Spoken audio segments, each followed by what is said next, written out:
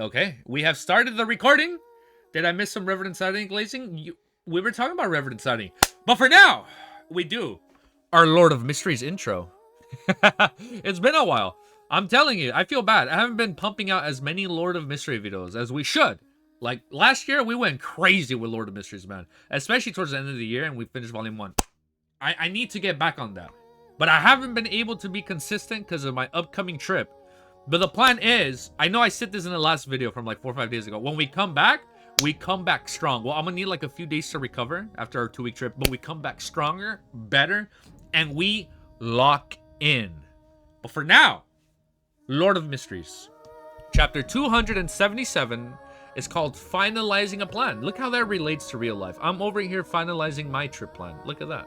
All right, 277. We're good? Everything's updated? Okay, now we can start. Right? Yeah, right? We're good? I think that was a good intro today, guys, right? What do you think? 1 to 10. Be honest. All right?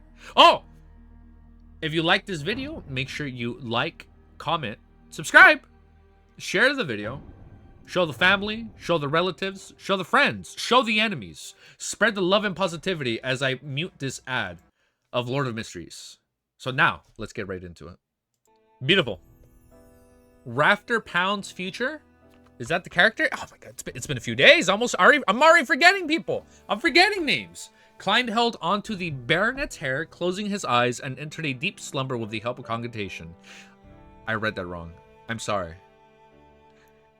In the gray, gloomy world, he saw a narrow, irregular cave. Rafter Pound, with his puffy eyes bagged in gray eye bags and gray hair at his temples, was propping himself up on his elbows, crawling forward like a reptile to leave the hole. Then, with a flash, he retrieved a black iron emblem of unknown origins and wore it on his chest. The emblem had a scepter carved on it, as well as a hand that was holding onto the scepter tightly. Tutor, Klein jerked out of the dream and sat up. According to Miss Bodyguard's introduction, the black iron emblem was engraved with the imperial coat of arms of the 4th Epoch Tudor Empire royal household. It was identical to the ones he had seen in ancient structure. Rafter Pound is definitely not as simple as he seems to be. Klein rubbed his forehead and muttered to himself. As a seer, he saw his own interpretation of the revelation he had received from the dream. On the one hand, he knew that it was some Rafter Pounds would do in the future, and on the other hand, he believed that it meant that Rafter Pound had a deep connection with the Tudor family. Through the 3 tests of direct questioning, dream probing, and spirit channeling, Rafter Pound didn't expose any problems, nor did he make me notice anything that was amiss. If I didn't have a 4th test, I probably would have been deceived by him. Yes, maybe he really doesn't know anything of the present and it was a true act. In the future, he might even chance upon an opportunity to form a connection with the Tudor family. But it's most likely that he has already learned a lot from the old Viscount. Thank you for following. No, they're probably not here right now. No, yeah, just since it was super last minute and unannounced. Oh no, Easy's getting old. He's forgetting things. I know! Oh my god, the Dunsmith brain kicking in, man. I'm forgetting, bro. Oh, it's scaring me. But it's more likely he has already learned from the old Viscount. Without confidence, he intentionally turned decent and acted crazy and ignorant. For him to be able to hide from my dream and spirit channeling, it should result of some beyond his powers, huh? He probably wasn't acting. Oh yeah, it doubles. He probably wasn't acting at the time and was already in a muddled state. Otherwise, he would have exposed himself in front of a person like me who is very experienced in such matters. What beyond his powers could it be? What sequence number is he? So he's a high sequence beyonder, and that's how he was able to pull off the acting? Klein proceeded this line of thought as he soon realized he had reached a dead end. He quickly pulled himself out of this dead end and changed his angle of thinking. Are you doing chores, Mr. Swell? Someone take over the chapter in time. I will remember. I'm taking over today. I'm remembering. I'm locking in. Hey, chat. That's good, Cammy. Rafter Pound had a deep connection with the Tudor family. Can I make a bold hypothesis that he's actually descendant of the Tudor family? If the blood relationship between him and the old Viscount is real, then the things are going to be interesting. The entire Pound family is a branch of the Tudor family that changed its surname to escape pursuit. They contributed tremendously and were conferred aristocratic titles, and they returned to the center of powers one step at a time. Meanwhile, they were secretly searching for the secret remains left behind by the Tudor Emperor in Backland. After an unknown period of time, they finally found something. Thus, they bought what currently belongs to Millet Carter's house and built an exaggerated basement, which was used to explore the surrounding area. 30 to 40 years ago, they found the ruins and built a secret door to it, but during the exploration process, an ancient an accident occurred. That evil spirit then recognized any of the so-called Tudor descendants at all. The two heirs of the old Viscount died in that room in the deepest corners, and after another, even their beyond characteristics and mystical items couldn't be retrieved. Although the old Viscount spent a great price to buy similar beyond characteristics, making it seem like the two heirs had died relatively normal deaths, the consecutive deaths made the royal household and the churches suspicious. Therefore, after the old Viscount passed away, Rafter Pound deliberately exaggerated and distorted to the secret investigations of the past to frighten himself into having mental problems.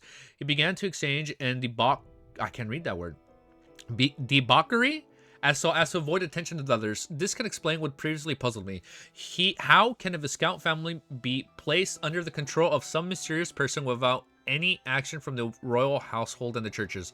Even if controlling him was necessary, they would do it in a milder and undetectable manner. For example, using a faceless of my sequence 6 pathway. A child can even sense something abnormal, much less powerful beyonders of the royal household and the 3 churches. The reason why they were unaware can only be explained by the fact that they were the ones who had sent those people. Yes, back then I surmised that the Tudor family and the Turnist family grasped the Dark Emperor pathway, so due to the need to act, they would establish dynasties to maintain. Oh yeah, we surmised that it was a pathway. That's why, like, the Dark Emperor wasn't the same person. It's just people on that pathway. Debauchery is indulging in the act of sin, like drinking, gambling, and prostitute. Oh, okay. Thank you. Debauchery. I've read that word before. I just didn't know what it meant. Okay, thank you, Cami. Yes, back then I surmised that the Tudor family and the Turnist family grasped the Dark Emperor pathway. So, due to the need to act, they would establish dynasties to maintain the style and uniqueness of the Solomon Empire. On this point, Ms. Bodyguard had indirectly proven it. The Dark Emperor's pathway sequence 9 is lawyer, a beyonder job that is extremely good at using order. Yes, Rafter Pound was able to deceive my dream and spirit channeling abilities because of this. Perhaps he's gone one step further. He cooperated with me sufficiently, so in his muddled state in the dream, he was able to subconsciously use a loophole of order and affect the development in the direction he wishes to have. Upon careful consideration during the process of spirit channeling, Rafter Pound didn't seem to really lie. However, his truth was only a partial truth. Maintain the family and remember the glory can be referred to the Pound family and also the Tudor family. Klein's train of thought became clear bit by bit, and he had an overall assessment of the situation. From Rafter Pound's current attitude, the evil spirit shouldn't be able to escape without any external help. Otherwise, the baronet would have long thought of a way to save himself. It doesn't matter if the evil spirit would come looking for him. As long as it escapes the seal and creates a disaster, the secret of the underground ruins will be exposed to the royal household and the churches. When that happens, Rafter will definitely be implicated. The room opposite had collapsed, but it didn't affect the power that restricted the evil spirit. This means that as long as an innermost room isn't directly destroyed, the evil spirit wouldn't be able to escape. The plan is clear then. I would buy some explosives from Casper's and collapse the entrance so that no one can get in, leaving an evil spirit buried underground forever. Heh. When I am powerful enough, I can consider finishing it and help the citizens of Backland get rid of the latent dangers and harvest some valuable items in the process. However, how should I collapse it safely? I don't know anything. Maybe Casper knows, a demolition expert.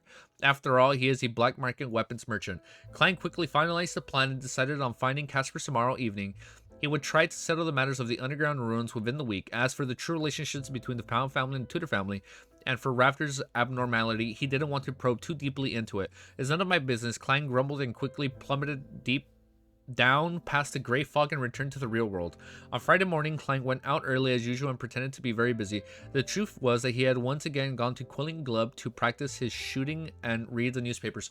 He enjoyed himself quite a bit. At tea time, he was about to leave after staying the entire day, but he was surprised to see Mary Gill, his former employee, the Talon Dumont, the equestrian teacher, enter the club at the same time. They were accompanied by a number of gentlemen in double-breasted frock coats and beautiful ladies in fine makeup. Among them was a Daily Observer reporter, Mike Joseph.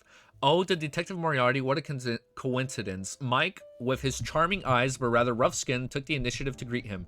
Klein smiled and replied, "Mr. Reporter, are you done with your investigative news?" "It's done. Thanks for your help. Let me do the introductions. This is the famous detective, Mr. Sherlock Moriarty, a good friend of Telem's." Mike waved his arm and said.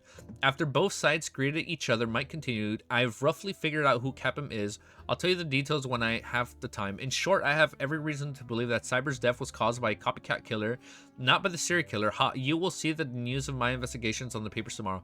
It's just as I thought. Oh yeah, we're trying to find the killer, right? At that moment, Mike seemed to remember something and turned his head to Mary Gill and said, "I'll make an appointment with you for the interview regarding the air pollution situation, backland, and solution. However, you have to communicate with my editor-in-chief in advance to finalize the page and time." Mary's eyes lit up. "All right, thank you very much, Mike. Why didn't I think of such a good idea? This is for the promotion of the National Atmospheric Pollution Council." This reporter, Mike, had quite a lot of experience after all. Although the Daily Observer is one of the best newspapers, its circulation is considerable. Did Mary suddenly come here today because of the other members of the House of Commons who are members of this club were coming? This type of private club is indeed suitable for politics and business. Klein seemed to gain an understanding and bade farewell ahead of time. Before becoming a faceless, he didn't want to get involved in high-level affairs such as this. Evening in the apartment of East Borough. After a busy day, Williams entered the small room he rented, intending to change his coat, get some money, go to the pub for a drink, and settle his dinner there. In the gloomy darkness, he suddenly stopped putting on his coat. He saw a shadow standing by the window, its face completely obscured by the shadow of the hood. "Who told you to look for LANEVUS?" the dark figure asked in a low, slow voice. Williams quickly put on his coat, gulped his saliva, and said, "I have a friend." "A bounty hunter?"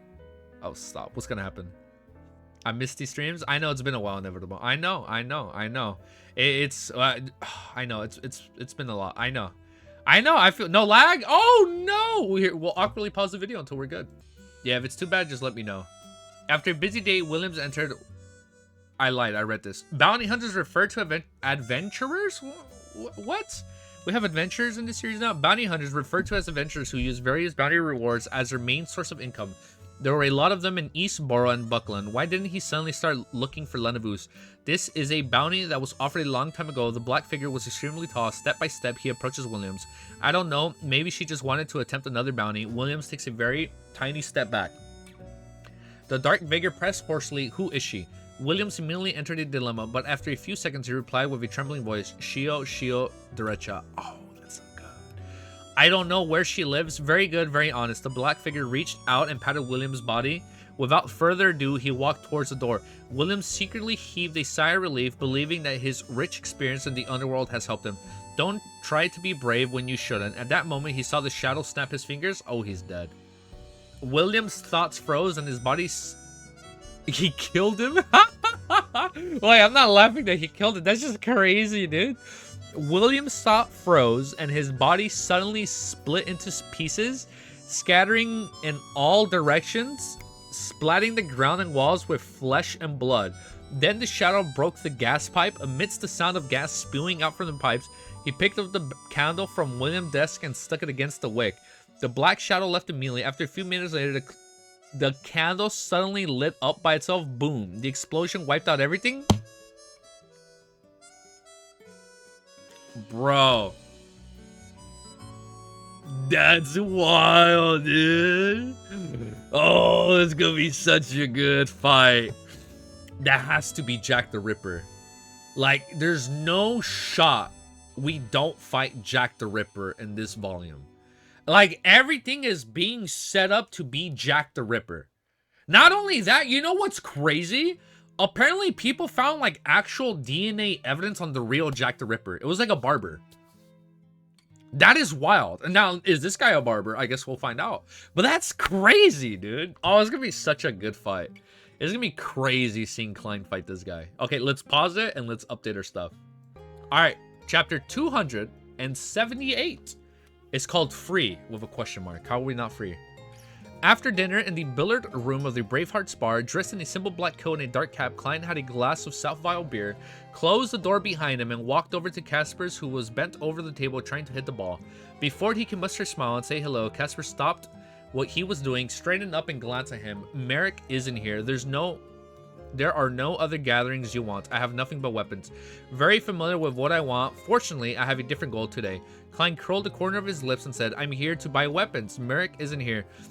From the looks of it, they've been exposed and are targeted by their enemies. They've decided to switch locations. Then I won't be able to contact Miss Bodyguard. And I was planning on tricking Millette Carter with Merrick zombies as my helpers. They'll keep a secret, they're obedient, and they're unafraid of death. Well, the premise of their obedience is when the influence of his copper whistle is shielded. As he spoke, a series of thoughts flashed through Klein's mind. Caspers was slightly surprised. With a look of suspicion, he leaned against his cue stick and rubbed his brandy nose and said, what kind of weapons are you looking to buy? Have you finished the previous bullets? That's quite a lot of practice. No, I practiced with bullets I bought at the Quilling Club. Klein smiled. I want to buy explosives, the kind that is widely used in mines. What do you want to do? Caspers blurted out as his expression turned solemn and stern. I am warning you, don't try to do anything condemnable. I won't allow my customers to channel Civilis's yard. Of course, you don't have to buy weapons from me. To be able to become a black market weapon merchant and live to this day from a certain point of view, he must abide strictly by the rules. At the very least, he wouldn't sell to all the crazy fellows. Klein habitually gave his evaluations from a not-how point of view and smiled. You see, to have misunderstood something, I'm not going to blast open the door of a bank vault or try to create any sensational news. I'm helping someone with the demolition of a building, making it easier for subsequent revelations. Ellie just woke up. Ellie. Yeah, like she's a little awake. What's up, guys? Welcome, welcome. Then why didn't he find a proper construction company? Caspers didn't let down his guard. Huh. That's a secret chamber he doesn't want the others to know about. Klein switched to asking, do you know about any reliable explosive experts? I'm not very good at this sort of thing, and I'm afraid the whole house would collapse. When Casper saw that Klein was making considerations to ensure that the house remained in good condition, the doubt in his mind was immediately dispelled quite significantly. My music sounds a little loud. I'm gonna lower it just in case.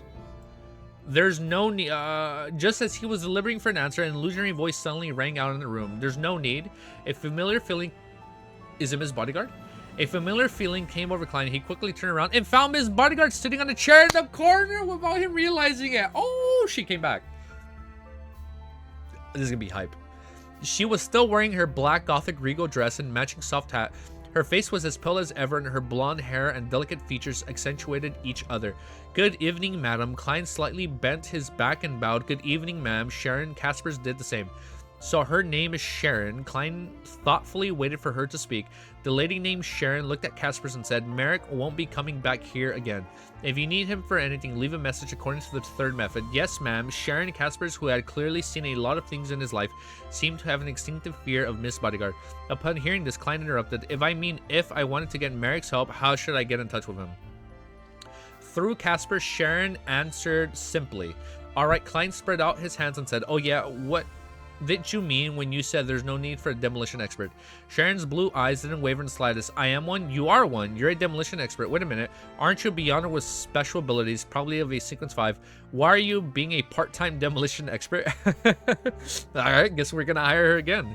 Klein froze as he felt at a loss for words. In the end, he chose to believe Miss Bodyguard as he said in deliberation, I'm going to visit. Before he could finish, he looked at Caspers. It was indicative that he was ensuring topic wasn't suitable for the ordinary person. I stumbled my words. Fundamentally, due to his body, black market weapons dealers indeed considered an ordinary person, Klein suddenly added. Sharon looked at Caspers and said, prepare the explosive, £2, he'll pay. Yes, ma'am, Sharon. Yes, ma'am. I like the sound of that. Caspers glanced at Klein and limped out for the billiard room, not forgetting to close the door behind him. Seeing Miss Bodyguard look at him silently, Klein felt that he was being watched by a ghost. He quickly organized his words and said, I found Baronet Pound's address and visited him in the middle of the night. After recounting everything the Rafters Pound had told him, Klein began to deduce the process from the story. I think he lied in many areas, and it's impossible for a Viscount family to be so easily manipulated. Stream is cursed for a few times. Okay, after this chapter, we will restart it on normal latency. I got you guys. Yeah, sorry about that. If a child can notice something abnormal, how can the royal household and the churches not sense anything? After Raptor Pound degenerated, he had many chances to interact with the outsiders and other aristocrat members. As long as he showed a little courage, he would be able to easily resolve the problems. Therefore, I think he must have been hiding something that has a high chance of being related to the underground structure. From the state of mind, it seems that the evil spirit won't be able to escape for a long period of time, so I plan to get some explosives and destroy the entrance to prevent others from getting in. I'm afraid that I might accidentally release the evil spirit. Yes, Miss Bodyguard. Sharon didn't confirm Klein's guess, but she didn't reject it either. At that moment, Klein hesitated and asked, I don't know much about demolition, so I'm preparing to draw a layout and hire a demolition expert to give me the positions to lay the explosives and the corresponding weights. If I ask you for help again, how much would I pay? Free, man. If it's too expensive, it'd be better for me to look for an ordinary demolition expert. After all, I'm getting only 50 pounds from this, while Miss Bodyguard charged 1,000 pounds for 3 days. That was an absurd amount of money. Klein had already made plans. Free! Sharon's answer was still in his usual style of being terse. Why is it free? It's back? It's back. Klein was shocked. From what he saw, free things cost the most. That is true. Sharon sat quietly for a few seconds before giving a brief explanation. After collapsing the entrance, I'll be the only one capable of entering and exiting. This was what I wish to do. In other words, after you're confident enough, you plan on getting rid of the evil spirit and harvest the items within. In fact, destroying the entrance is to help you eliminate any interferences or the greed of others. After all, oh yeah, there was a lot of like characteristics, right, that were left behind, but it was just too dangerous to get. After all, other Beyonders of other sequences aren't able to pass through the boulders and dirt like a spirit. Yes, apart from the appearance pathway, but they don't know about the underground structure. Klein nodded in enlightenment. Deal. After saying that, he hurriedly added, can you borrow a few more subordinates from Merrick? Subordinates with a tight lip. They'll be helpers to show to Millette Carter. Alright, Sharon didn't refuse. Klein deliberately didn't mention making any payment for that as he smiled. Then let's schedule it for 10 in the morning. Yes, we have to explore the surrounding terrain in advance. We can't let the explosion cause any obvious damage. Sharon nodded slightly as her figure faded away into nothingness. Wait, did I miss something? Is Miss Bodyguard's name Sharon? Wait. Is her name Sharon or no? Or Sharon somebody else? It's almost been a week. I'm forgetting things. My Dunn Smith brain is jogging right now. I'm forgetting things. No, bro, what? Yes? Right? Her name is Sharon nodded slightly as her figure faded away into nothingness. That's been Miss Bodyguard's that's been her quota, man, when she disappears, right? Reading comprehension? Yeah, my reading comprehension kind of went down for a sec. I have not been locked in for 5 days. Saturday morning, Shield Direction once again rode in the public garage to the East Borough to confirm any results that her commissions might have. While waiting for her transfer, she suddenly had the urge to buy a newspaper to read. She took out a penny and bought a copy of the Backland Bulletin from a paper boy next to her. She quickly read through it. Suddenly, her eyes froze because of the news article on the third page. At 7:10 last night, there was a serious explosion in the apartment building at 1... Oh, yes, Sharon, not to be confused with Madam Sharon. Why? Cuttlefish, why would you do this to me? Why do you have to have a Madam Sharon and a Sharon? Okay. Thank you for putting that out already. There is no such thing as a coincidence. The fact that there are two Sharons makes me believe that Madam Sharon is the physical body and Miss Bodyguard is her spiritual manifestation, right? I'm locking in that theory right here, right now. You heard it here first. There are two Sharons. There's her spirit form and then there's her physical form. Now, oh, wait! We might be right! Because remember, Klein was her apparition state is a little bit different from mine? Ooh, I'm onto something. Bro is burning? Bro, we are cooking. What are you talking about, Vec? Come on, bro. Bro, I was cooking like Gordon Ramsay right there. Come on, man. Bro is burning? Take that back, bro. Saturday Muni... wait. I lost my place. Wait, it's good to be back. I lost my place. At 7:10 last night, there was a serious explosion in an apartment building at 1 Ravi Street in East Borough. It is suspected to be a result of a gas leak. The explosion happened at Unit 306. The tenant died on the spot to the point of not leaving a complete corpse. At press time, the explosion resulted in 3 deaths and 16 injured. 1 Davari Street, apartment 36. Isn't this the place William rents? He's dead. He died from a gas leak explosion. No, absolutely impossible. He would never be so extravagant and use gas, even if there was an installation there. Did he end up like this because he had just accepted my commission? But LANEVUS is a wanted criminal. If he discovers that someone was looking for him, all he should need to do is move. There's no need to kill people to keep it a secret. Doing so would instead expose problems. The way this was done is too weird and radical. It's like it was done by a lunatic. He's clearly just a swindler. More like... Oh, Hollow? Oh, what's up, Hollow? I actually caught a stream. It's been weeks. Hey, I know, man. I haven't been that active recently either, man. It's okay. We're in the same boat, bro. We're in the same boat, brother. I know. It's only 10 of us right now, man. Usually we have 15, man. It's cool. It's cool. It was unannounced, and it's been like 4 or 5 days. Poor Williams. I will definitely avenge you. I'll definitely find out the truth. Shio looked sadly and gravely at the public carriage parked in front of her and didn't choose to board it. She knew that it would be very dangerous to head to East Borough now. She intended to go back at once and tell Forrest to get her to move to a spare rental house. Then she would head to East Borough in disguise and ask someone familiar to gain preliminary understanding of the reason and find the traces of the killer's tracks. Sigh, it's true that none of Miss Audrey's commissions are without danger. I thought that as long as I didn't stop someone who is already a wanted swindler and didn't stop him from escaping, he wouldn't retaliate in such a vicious manner. I was careless. I was the one who caused William's death. Well, that didn't exclude the possibility that he was also gathering information on other matters, thereby bringing about disaster. Shio closed her eyes and crossed the streets to the waiting area on the other side. At 10:14, after confirming the surface conditions of the fourth epoch structure, Klein and Miss Bodyguard right here, okay, name drop, and Miss Bodyguard Sharon arrived outside the building at 8 William Street. I think she's set free because she's low. I think she's catching feelings for Klein. I don't know, man. I don't know. I think this is going to be a ship. I can see it happening. I see it. Sharon had already vanished, and Millette Carter saw Detective Sherlock Moriarty in his grayish-blue worker's uniform and cap and had his 3 tactician assistants. Bro, what, bruh? Not name drop? What name drop? Oh, no. I mean, like, now I'm seeing Miss Bodyguard and the word Sharon next to each other. That's what I meant. Yeah, because I was confusing it. I was confusing her name for a second. It's convenient to explore this, Klein explained. Millette Carter's eyes swept across the 3 assistants who were obviously good at fighting and not in satisfaction. Your preparations were quicker than expected. It was one of a snake. What? Is one of them a snake repelling expert? Yes, they were very good at repelling snakes. Klein didn't hesitate to give an affirmative answer. That is true. How could a zombie be afraid of being bitten by snakes? Oh, it's going to be such a funny twist if he is. Finally, a good ship? Bro, what are you talking about? We've always had good ships. Sharon, my beloved? Oh, Madame Dally is my beloved. Yeah, I forgot how mad you guys were when I said that. Like, Madame Dally X Clyde is like, ew. You know what you guys did? Ew, dude. Ew. You know that one meme? Ew.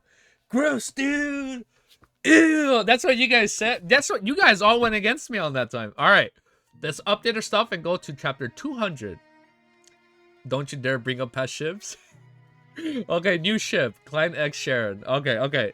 Let's pause and let's start chapter 279.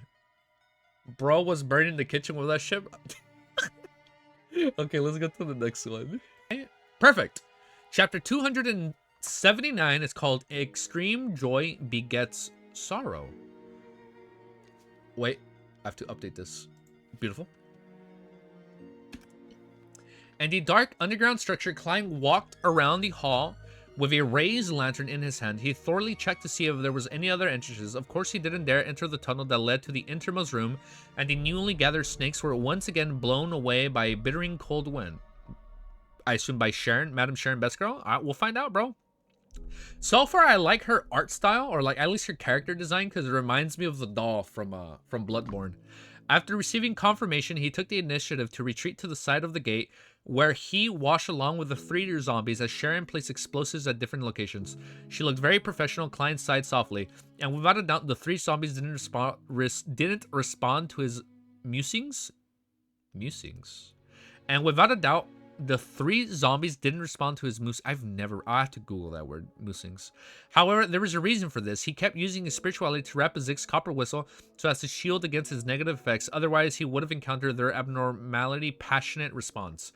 He had no intention of bringing this ancient and exquisite copper whistle with him originally, but considering that he had to guard against the evil spirit's manipulations, he could only sacrifice some of his spirituality. Miss Bodyguard, no, Miss Sharon said that she's a demolition expert, and from the looks of it, she really isn't bragging. Was she in this line of work in the past, or does one of her sequences in her Beyond Her Pathway make her skilled in this domain? Oh, maybe. Like a demolition expert? According to the information I read back in the Nighthawks, a few candidates like Sequence 9 Criminal, Prisoner, Warrior, and Hunter, Sequence 8 Sheriff, Sequence 7 Weapon Master, and Knowledge Keeper. Knowledge Keeper? Knowledge Keeper. The latter has a nickname, Detective. It's part of the Church of the God of Knowledge and Wisdom. As for the rest, I'm completely clueless. I wonder which pathway Miss Sharon is. Nothing seems to match, as she's even shown her ability to command the zombies. With Klein's thoughts wandering and made all sorts of associations, Sharon finished setting up the explosives and in passing lit the fuse. In passing, lighting the fuse, hey, why didn't you give any warning? He starts running. Only then did Klein jolt back to his senses and was startled. He quickly rushed out of the hall and entered the corridor outside. As for the three zombies, they calmly followed behind him. It's very safe here. Sharon suddenly appeared and floated beside him. Klein breathed a sigh of relief and asked, will dust fall from the tremors over here? Yes, Sharon answered with a single word. That's good. As he spoke, Klein took another step back. The hissing sound of the fuse burning reached his ears, making him feel slightly irritated. It wasn't because he was afraid of the explosion that followed, but because he couldn't feel at ease. Sharon said suddenly. Huh? Klein didn't understand what she meant. Rumble. The earth shook violently and plumes of dust fell from above. Klein's ears... Man, she's good at this. Klein's ears buzzed, and for a moment he couldn't hear anything else. If it wasn't for the fact that he was a clown, he would have lost his balance and collapsed to the ground. Cough, cough, cough. Having been distracted and caught unaware, he started to cough. He saw boulders and mud rapidly falling in front of him as they instantly blocked the entrance. During the remaining tremors, Klein gripped the copper whistle and given to him by Mr. Zick and observed his reactions. Although he had divided beforehand that his expedition would be safe, he didn't dare to believe it completely, even if it was a revelation gained from the above gray fog, since it involved the statues of the 6 Orthodox gods.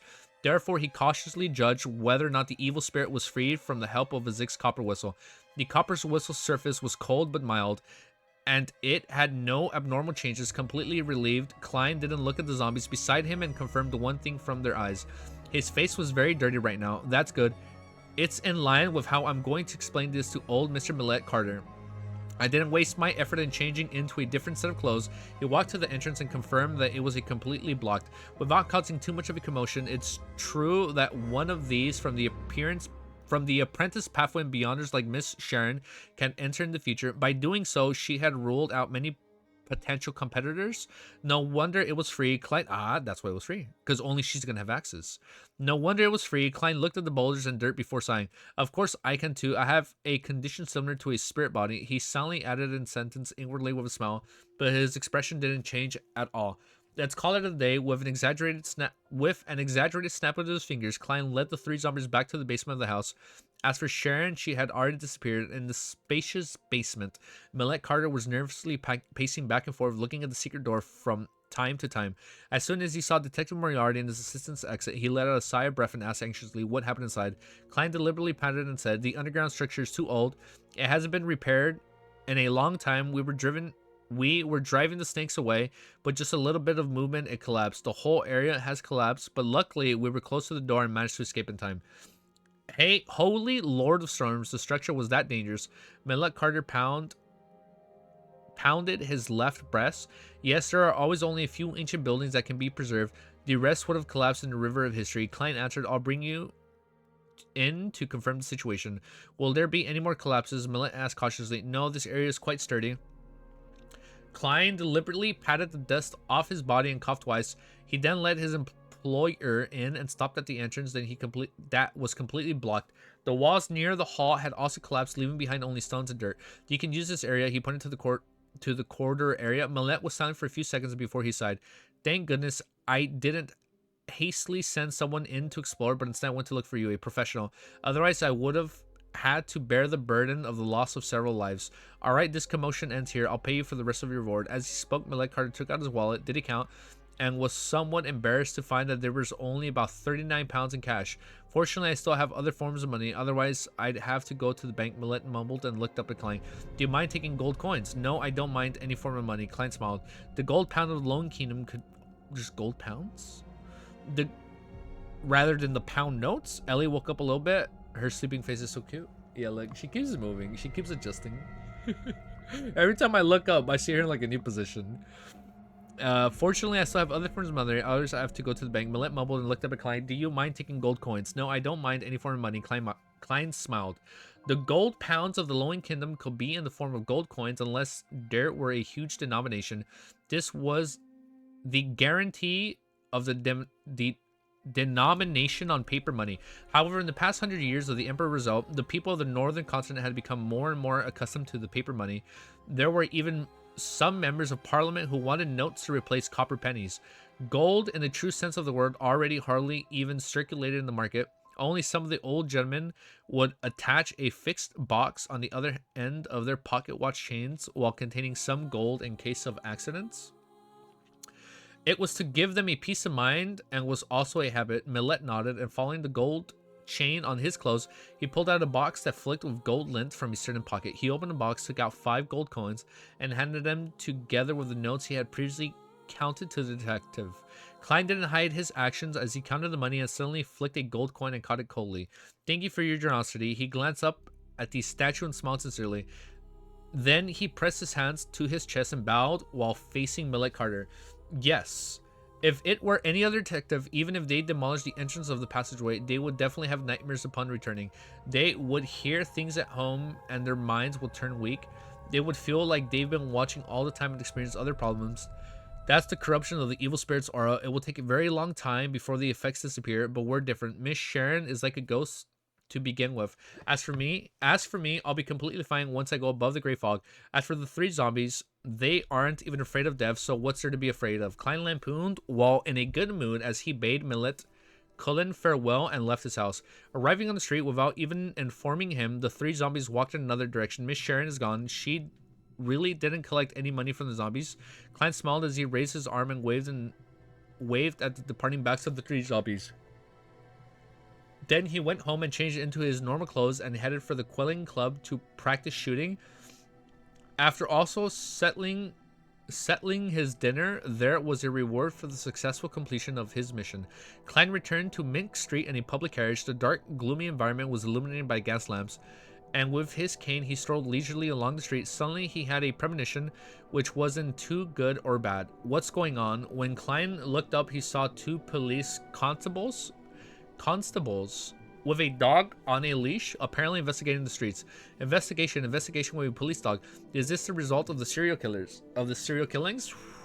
Oh man, it's gonna be good. Hey everyone, sorry I'm late. No, it's okay, Amma. I'm streaming unannounced today after like 4 or 5 days. It's okay. Welcome.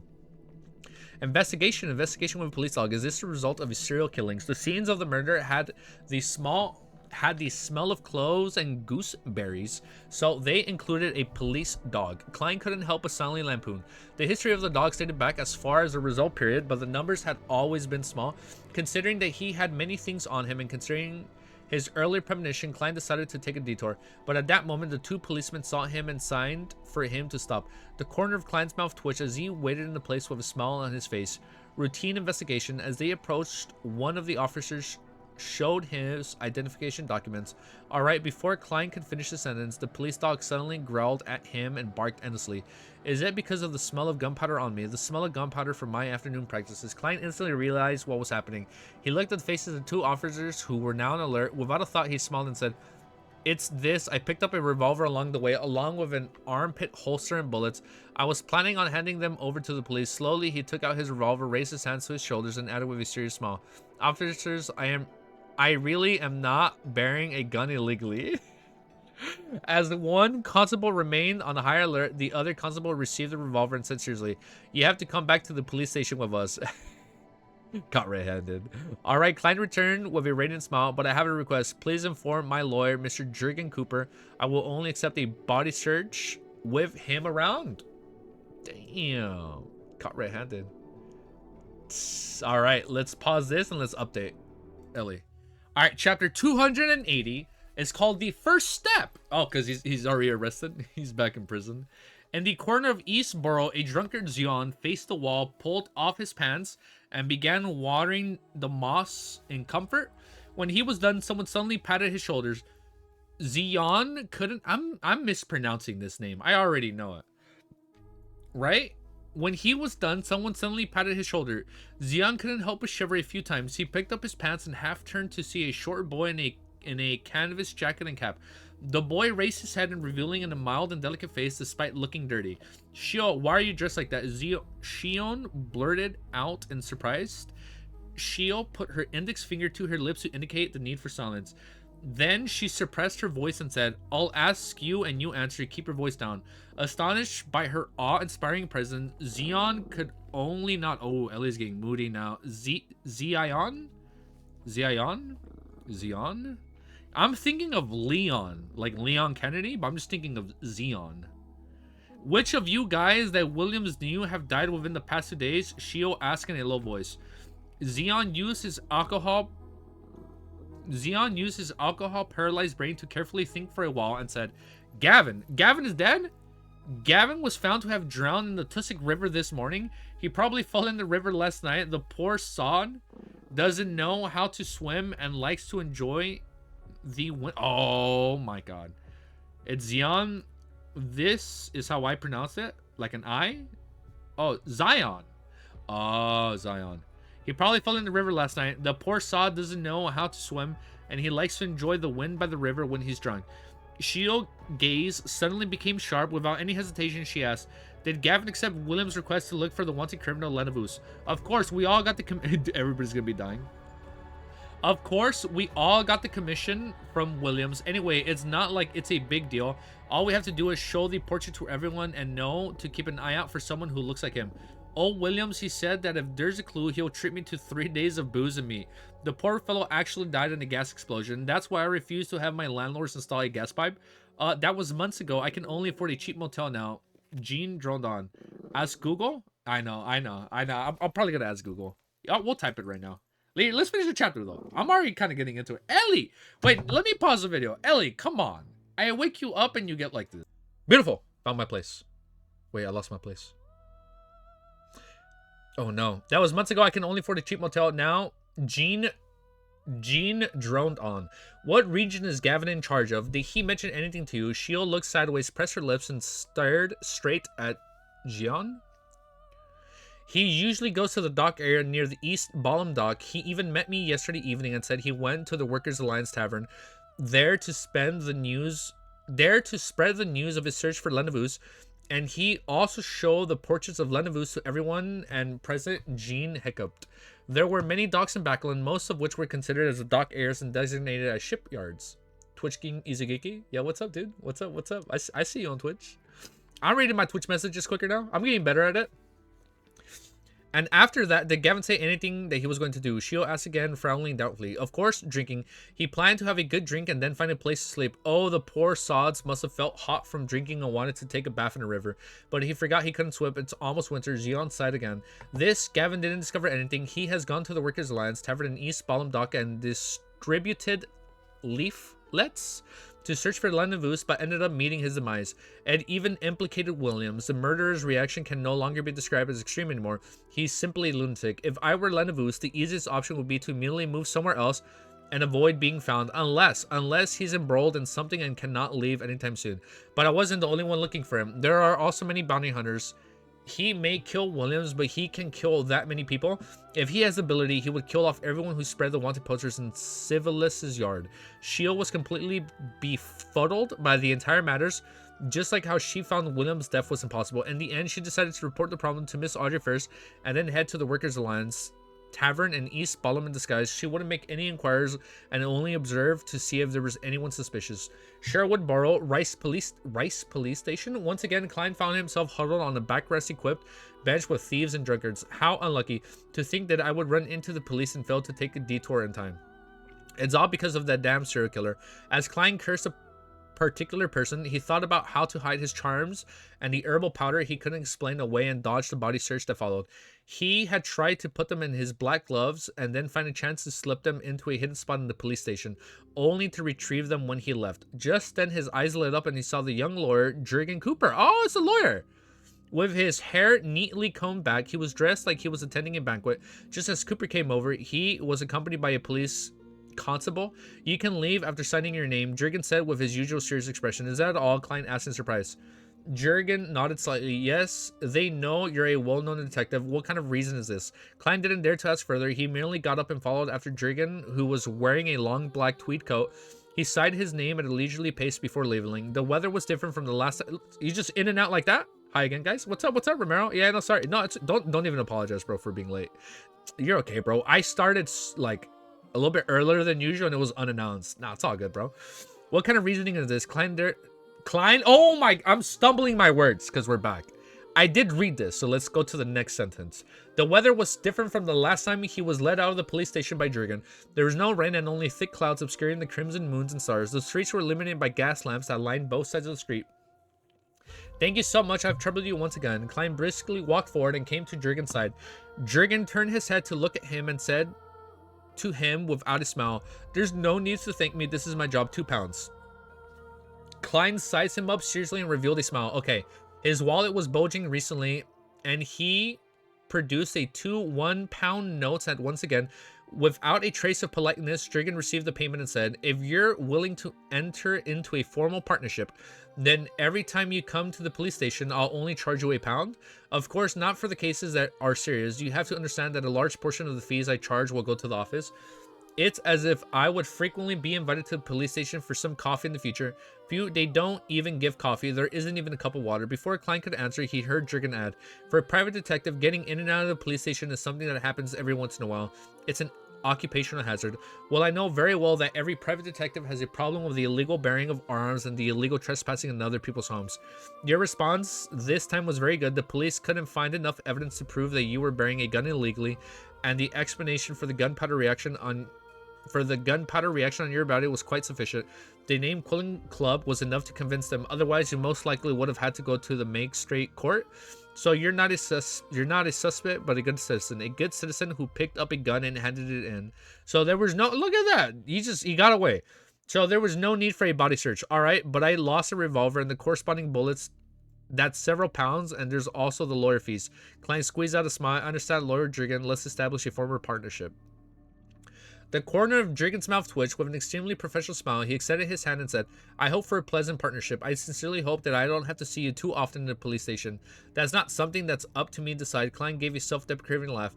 Back at 15 Mink Street, Klein eased himself with a hot bath, but at that moment, he once again heard illusionary prayers coming from a woman. "Miss Justice, is there a clue regarding LANEVUS?"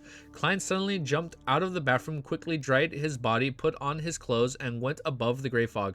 Staring at the constantly expanding and shrinking crimson star, he extended his spirituality and chose to listen.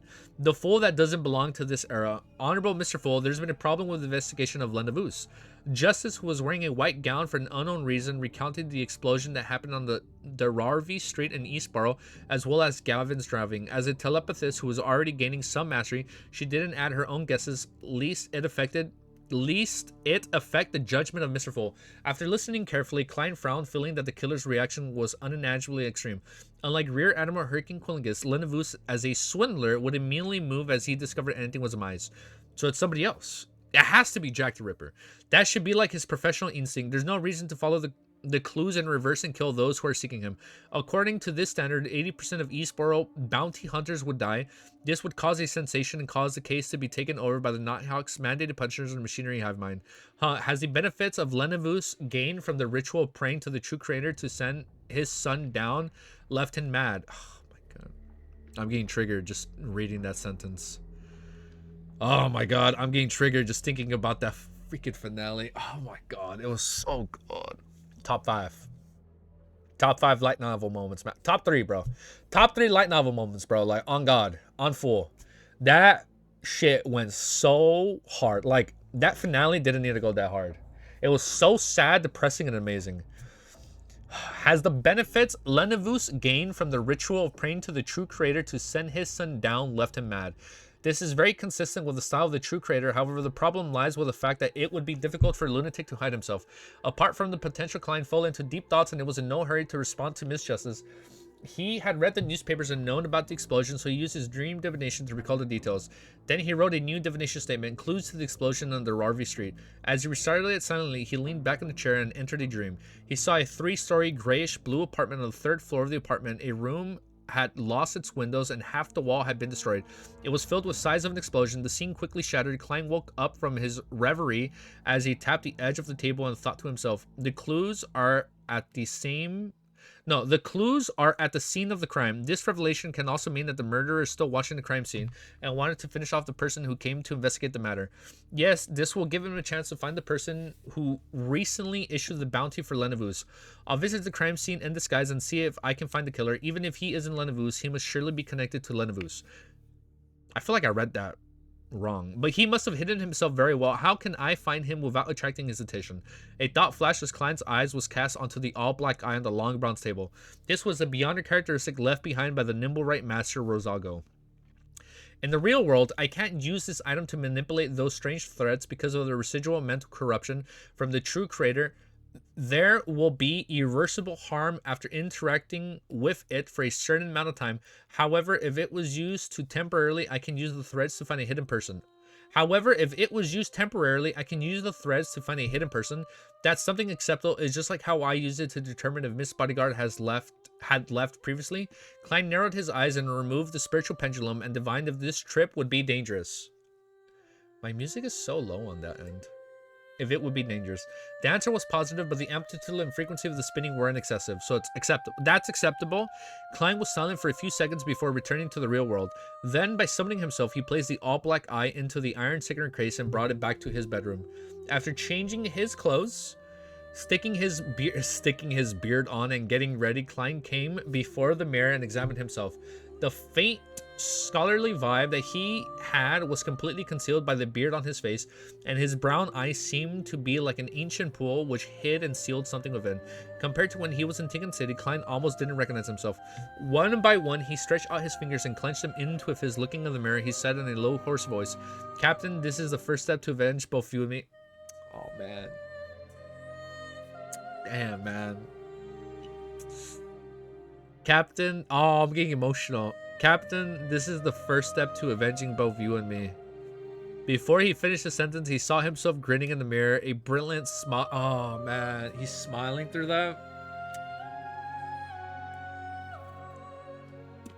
Man, I get so emotional thinking of Dunn Smith.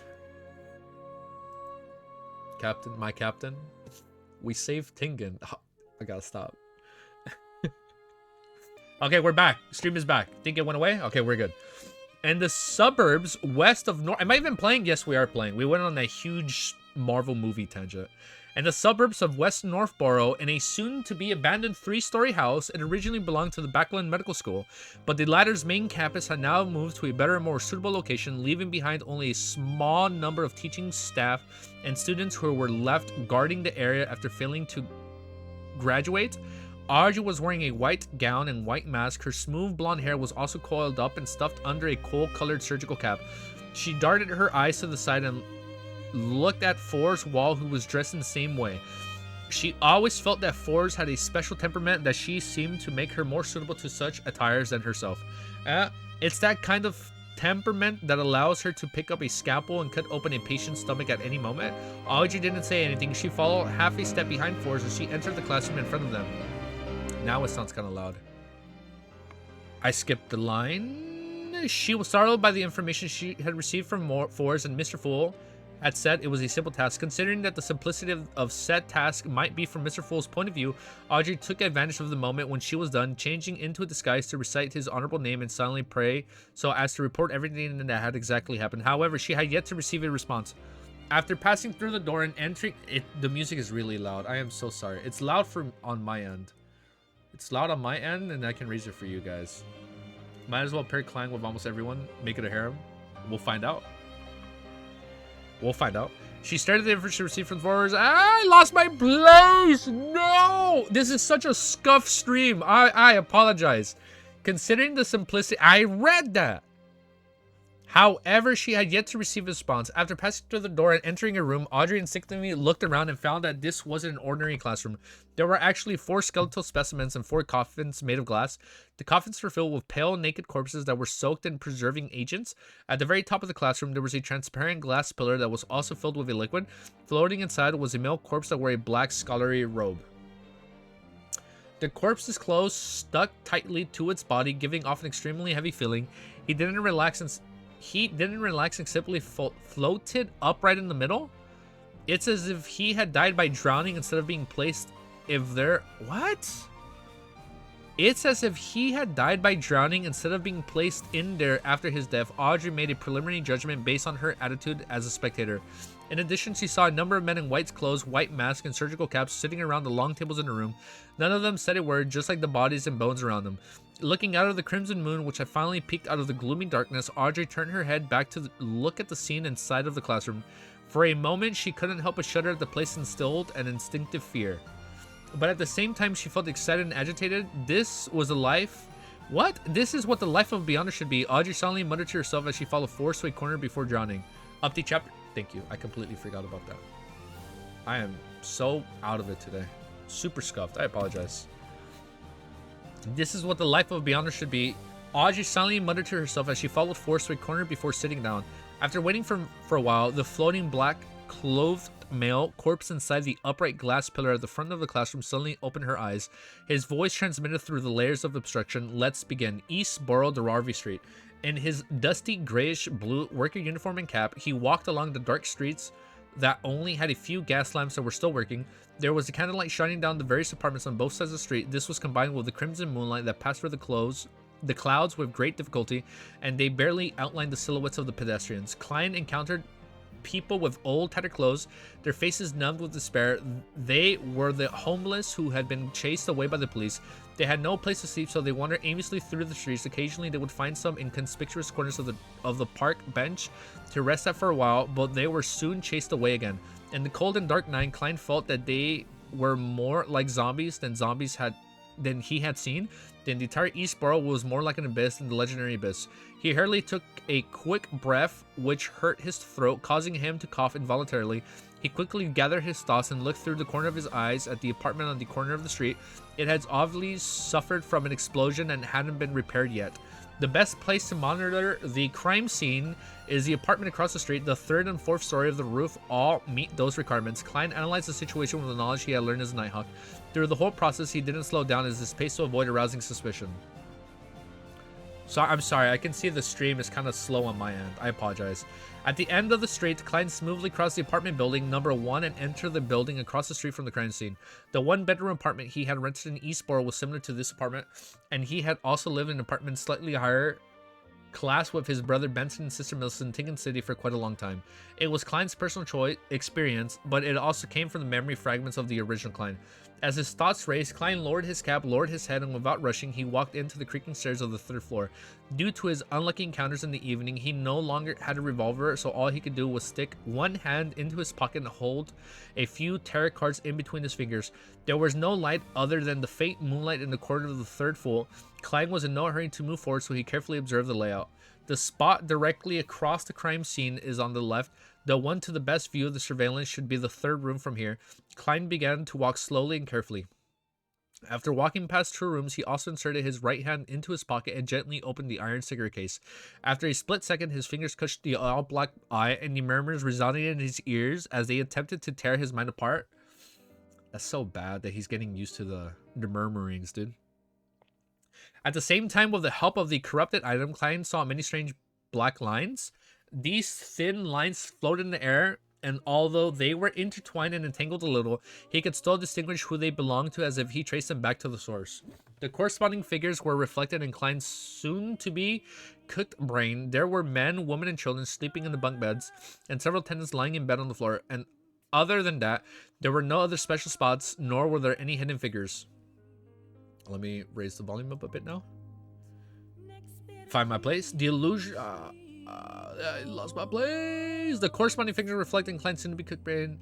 Other than that, there were no other special spots, nor were there any hidden figures. The illusion in front of him and the auditory hallucinations in his ears slowly improved as Klein quickly retracted his hand from the all-black eye. He endured the pain as he continued to move forward. Once he felt some relief, he would immediately observe the other room. Unfortunately, his efforts of searching the entire apartment to see if there were any places allow the observation of the crime scene was in vain. I know, stream is crashing. I apologize. Unfortunately, his efforts of searching the entire apartment to see if there were any places that allow the obstruction of the crime was in vain. Stream cooked? Yeah, we're cooked. Klein, let's see. Let's continue from right here. The illusions in front of him and the auditory hallucinations in his ears slowly improved as Klein quickly retracted his hands from the all-black eye. He endured the pain as he continued to move forward. Once he felt some relief, he would immediately observe the other room. Unfortunately, his efforts of searching the entire apartment and see if there were any places they allowed the observation of crime scene was in vain. Phew, Klein covered in a corner of the balcony. His hands were on his knees as he panted heavily. Tears streamed from the corners of his eyes, and from time to time his nose would run as if he had fallen sick. This was the result of his repeated contact with the all-black eye within a short period of time. Even with Klein's resistance in the area, he wasn't completely immune to it. The only thing that satisfied him was that it only agitated him and didn't corrupt him. Otherwise, he would have given up long ago and wouldn't have dared to try again. That would have led directly to devolving into madness. After resisting for a while, Klein finally calmed down and switched to a different apartment that didn't have the same view as this one, but it was still for naught. Did I interrupt it wrong? The clues at the same scene of the crime. When Klein returned to the street, he looked up suspiciously out of the corner of his eye at the apartment with the traces of an explosion. With the midst of just giving it a try, he put his hand back into his pocket, pushed the metal cigarette case open, and stuck it in his hand. He wanted to see if anyone was hiding in the apartment where the crime scene was located. With a hum, Klein's head suddenly felt like it was being smashed as his body wobbled a little. Like a drunkard, he staggered forward and looked at the apartment, which had signs of an explosion. As if he was too far away, he couldn't clearly see the black lines, nor could he trace the source of the black lines. He could only barely distinguish where the black lines had gathered, and indicated that there was someone present. No. Klein quickly swept the area and made a rough judgment. Suddenly, he noticed a black line floating out from the crime scene of the third floor, which merged into the air. Klein's pupils shrank as he made a confirmation before quickly withdrawing his hands so as to stop being in contact with the all-black eye. There's someone in the destroyed room. That murderer is actually crazy enough to wait for the investigators to come to the crime scene. Isn't he afraid that official beyonders will take over the case? I made a wrong judgment and failed to find him before I shared a different sense of logic from that of a lunatic. Many thoughts flashed through Klein's mind as he slowly exhaled and pretended that nothing had happened whilst he walked in a circle until he reached the entrance of the apartment building. But then, all the negative effects that he had suffered from the all-black eye had been quelled. Controlling his facial expressions and body language, Klein headed up to the third floor as if he were going home. His footsteps quick and heavy with fatigue. In the darkness of the corner, he caught a sight of the doorless room, which had half of its wall collapsed. Then he casually headed for the public bathroom. As he neared the room, his hand, which had been in his pocket, touched the all-black eye. Again, the mind-wrecking murmurs and the blurred hallucinations assaulted him. Through the corners of his eyes, Klein saw a black illusionary thread spread out from the crime scene. As he traced the source, he found a man who had completely merged into the shadows. His aura was the same color.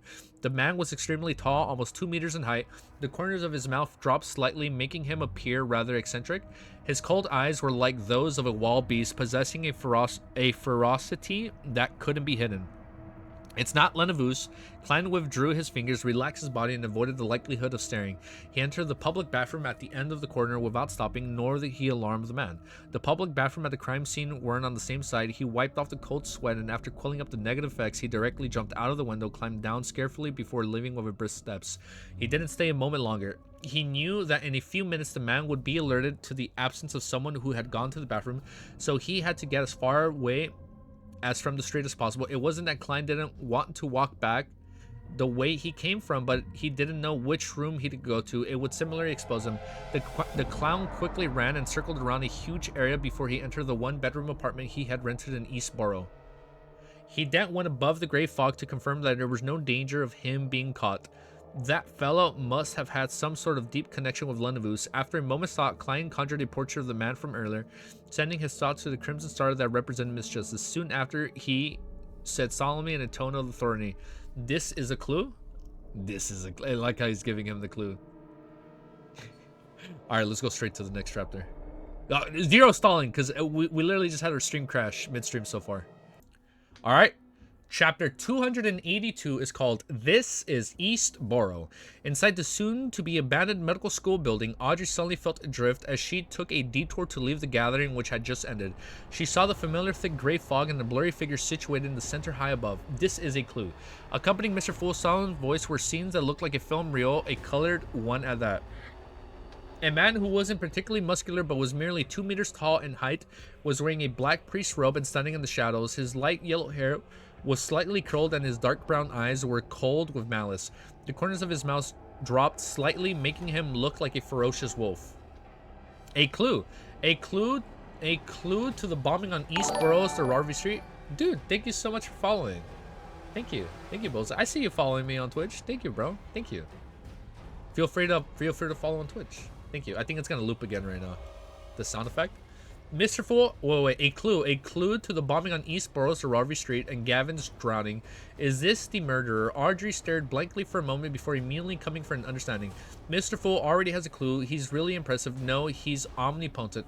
After citing to herself, she turned to look at Forrest.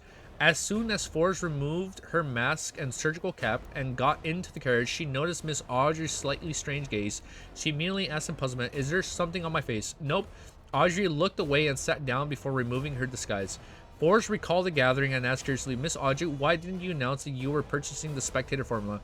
You could have established contact with the psychology alchemist that way."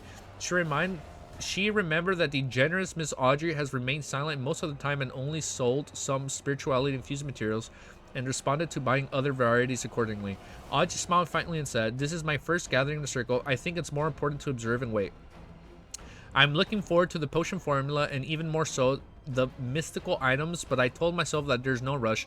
It would be better strategy to familiarize myself before taking action." This is also a professional habit of the spectator pathway. Moreover, there were no beyonder ingredients like the dark pattern, Black Panther's spinal fluid, or a spring of the elves' marrow crystals, which Mr. World wishes to obtain. Audrey silently added. Looking at the girl who wasn't 18 yet, Forrest suddenly felt that she was more mature than ever before. She suddenly laughed at herself and said, "If I had been like you back then, I wouldn't have wasted such a precious opportunity." Audrey gave a reserved smile as a response before saying, "I'll ask some special friends in the morning if they have any leads on the Harvey Street bombing. Wait for information of the same place with Shio." "Alright," Forrest nodded without any doubt. Instead of returning to Minks Street, Klein slept in the one-bedroom apartment in East Borough's Black Palm Street. He was afraid that the suspect murderer in the black priest robe had accomplices who could be searching the streets for him. Although the probability of meeting him wasn't high, and he had disguised himself ahead of time so that it was unlikely he could be recognized, his divination indicated that there was a possibility. To be cautious, Klein made do and decided to spend the night at East Borough. At dawn, he changed into another dark blue worker's uniform, put on a light brown cap, and left the room. He went down the stairs and into the street. At that moment, the white fog with a yellowish tint shrouded the surroundings. There were blurry figures of people passing by, and the cold morning air soaked into their clothes.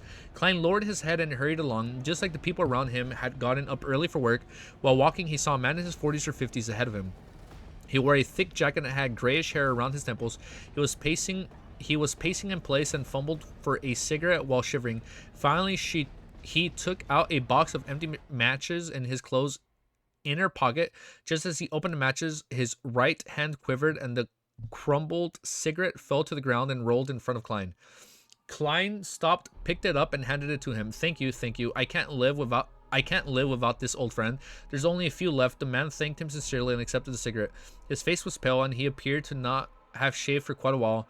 Exhaustion was expressed without reserve from the corners of his eyes as he lamented, "I haven't slept for another night. I don't know how long I can last. I hope the Lord will bless me so I can enter the workhouse today."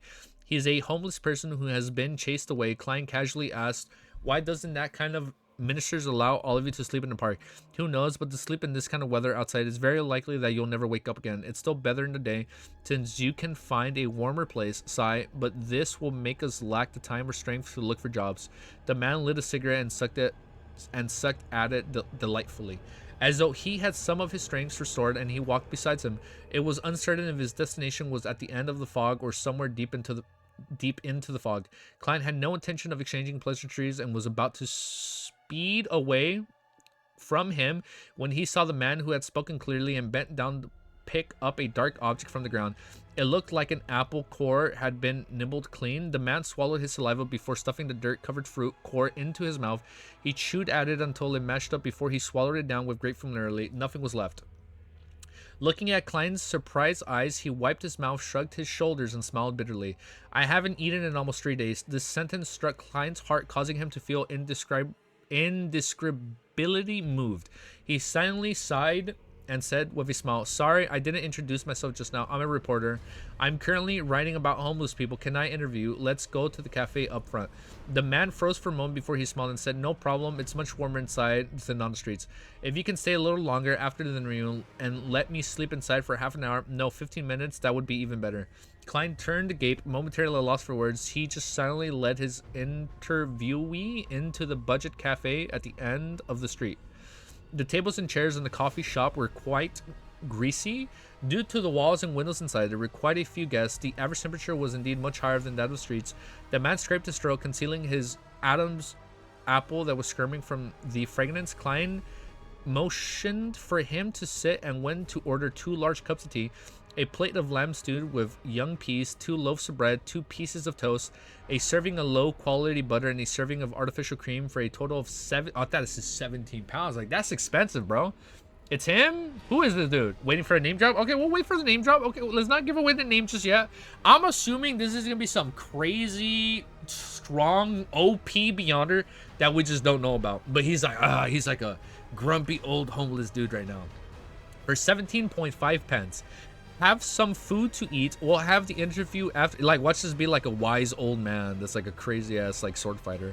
We'll have the interview after you eat your fill. Once the food was ready, Klein carried them back to their table. This is for me, the man asked with anticipation and surprise, except for a piece of toast and a cup of tea. The rest is yours. Klein smiled in response. The man wiped his eyes and said with a slightly choked voice, you truly are a kind-hearted person. After starving for so long, make sure not to eat too quickly. Klein warned, I know I have an old buddy who died just like that. The middle-aged man worked hard at eating at a slower pace, occasionally lifting his cup of tea and gulping it down. I like how the boss music is playing right now. I know I had an... Let's keep reading. Klein easily finished the toast and watched quietly, waiting for the man to finish his meal. Phew. I haven't eaten until I was this full in 3 months. No, half a year. Half a year? In the workhouse, the food they gave is just enough. After a while, the man put down his spoon, leaving the empty plates in front of him. Pretending to be a journalist, Klein asked casually, how did you become a vagabond? He's a vagabond? It was bad luck. I was originally a worker leading quite a good life. I had a wife, 2 cute children, a boy and a girl, but a few years ago, an infectious disease took them away. And I also stayed in the hospital for a long period of time, losing my job, my wealth, and my family in the process. From then on, I often couldn't find a job, and I didn't have any money to rent a house or buy food. All I could do was wander on different streets and in certain parks. This made me very weak, making it harder for me to find a job. The man spoke with a hint of nostalgia and sadness in his numbness. Change the music to World is White. I got you. I got you, I got you. He took a sip of tea, sighed, and spoke again. Continue.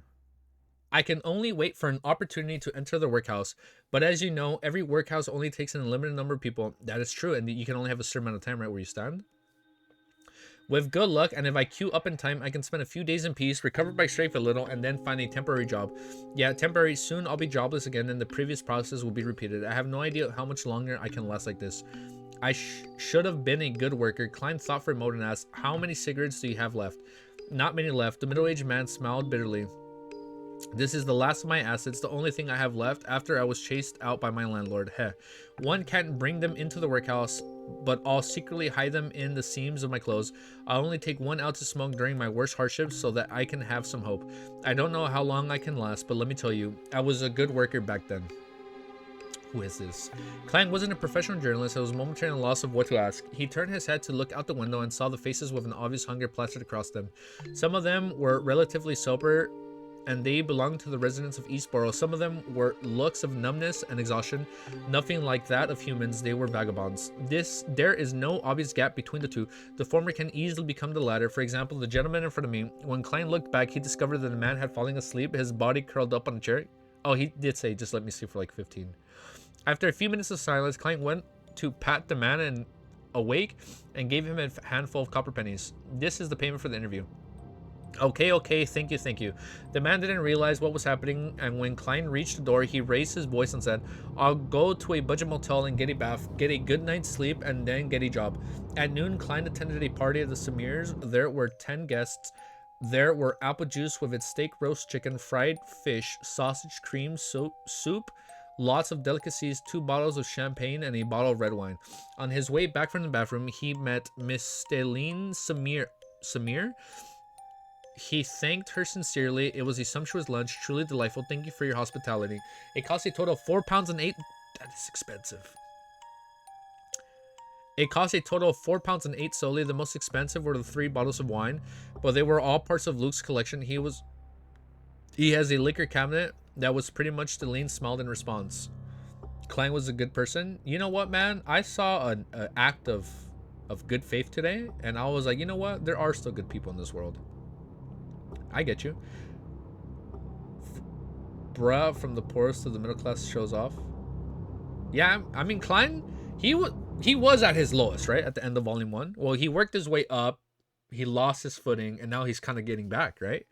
Without waiting for Klein to speak, she said, you earn £10 from merry matters alone, and if you can keep up the good fortune, you'll soon be able to have a banquet like this. For people of our class, you have to invite friends over once a month and also be invited by friends. Klein, who was already used to her mannerisms, obliged politely. Well, I'll have to wait till my income settles at £400 a year before I can be like you. Stelline immediately raised her chin slightly and tried hard to make her smile faint. £430, it must be £430. Dock area, East Ballum Dock, Workers Alliance Tavern. Shio wore boots that gave her height a huge boost and to be taller. Shio wore boots that gave her height a huge boost and stuck on a thick beard, making herself look like a short man. What? I need to see fan art of this. She tried to recall the portrait for Miss Audrey, trying to engrave in her mind the image of the man who might have been the murderer. If Gavin had been killed by him, the murderer probably frequents this tavern. She ordered a glass of rye beer and a lunch set before huddling in a corner of the and eating slowly. From time to time, this is such a funny image. She would look around furtively in search of her target. After a while, the tavern's door was pushed open again, and she'll reflectively looked over. With just one look, her pupils shrank so thin that she resembled needles as she nearly became petrified. The patron who entered was nearly 2 meters tall. It's him. It's him. It's the killer. Imagine being so short that tall boots, you're just another short man. Oh, that's funny, dude. I love her. She's such a funny character. Hold up. Funny is a poor choice of words. I'm not making fun of her height, but she's a fun character to read about, right? I like her. She has a good she has good chemistry with Forrest and Audrey. I like it.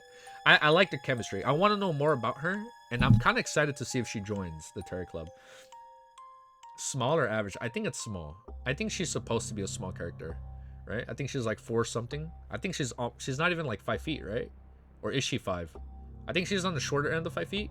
I forgot what was the act. Look, I don't know my centimeters. I know my freedom units. I don't know my metrics. I am a freedom unit kind of guy. Like, you gotta give me inches. I don't know my centimeters. Clip it, chat. Easy Geeky getting canceled for making fun of short. No. Hey, I'm short. Okay, no, don't clip that. I'm not that short. I'm like 6'3". Don't worry about it. Clip it. No need to clip it. It's cool. Problem resolved. All right, next chapter. Let's pause and update. All right, chapter 283 is called Dock Union. Are we good? Everything's updated? Yeah. So weekly quota for Melody. Yeah, we need to have a weekly quota.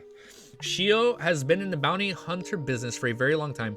Many things were done on instinct without any thoughts. When she saw the patron who entered was nearly 2 meters tall, she instinctively lowered her head and continued to eat her pork sausage and french fries as if nothing had happened. Although the food entered her mouth, Shio didn't taste it at all. She endured dozens of painful seconds before she slowly raised her head and pretended to look around casually. Soon she saw that the patron who was just entered was sitting in front of the bar counter waiting for his booze and lunch. Soft, curly, pale, yellow hair, that fits the description, dark brown beast-like eyes, a slightly drooping mouth, and an aura of solitude and malevolence. Little by little, the details came into Shio's eyes, overlapping with the image in her head. It's him. It's the suspected murderer, the man who killed Williams. Shio lowered her head again and slowly stuffed the rest of the food into her mouth. After a few minutes, she set the tray down on the bar along with the glass and left the Workers' Alliance Tavern without looking back. Due to her high boots, the effectively masked the most obvious features of her boots. Outside, Shio slowed her pace and found a silhouette spot to observe the people entering and exiting the tavern. After waiting for a while, she finally found an acquaintance, a technician named Burden, who lived in East Borough and worked at East Ballum Dock. The young man liked to treat himself to a cup of shoddy rye beer at noon or in the afternoon, and his salary only allowed him to afford such a beer, and he couldn't drink it every day. Shio nimbly darted over and patted Burden on the shoulder. She lowered her voice and said, "It's me, Shio." Shio Burden looked up and down at the short man and nearly failed to recognize himself as the famous arbiter Shio Derecho on the streets of East Borough. "I have something to ask you." Shio pointed to a nearby corner. Burden followed in puzzlement, only come to a realization when he arrived in a secluded corner.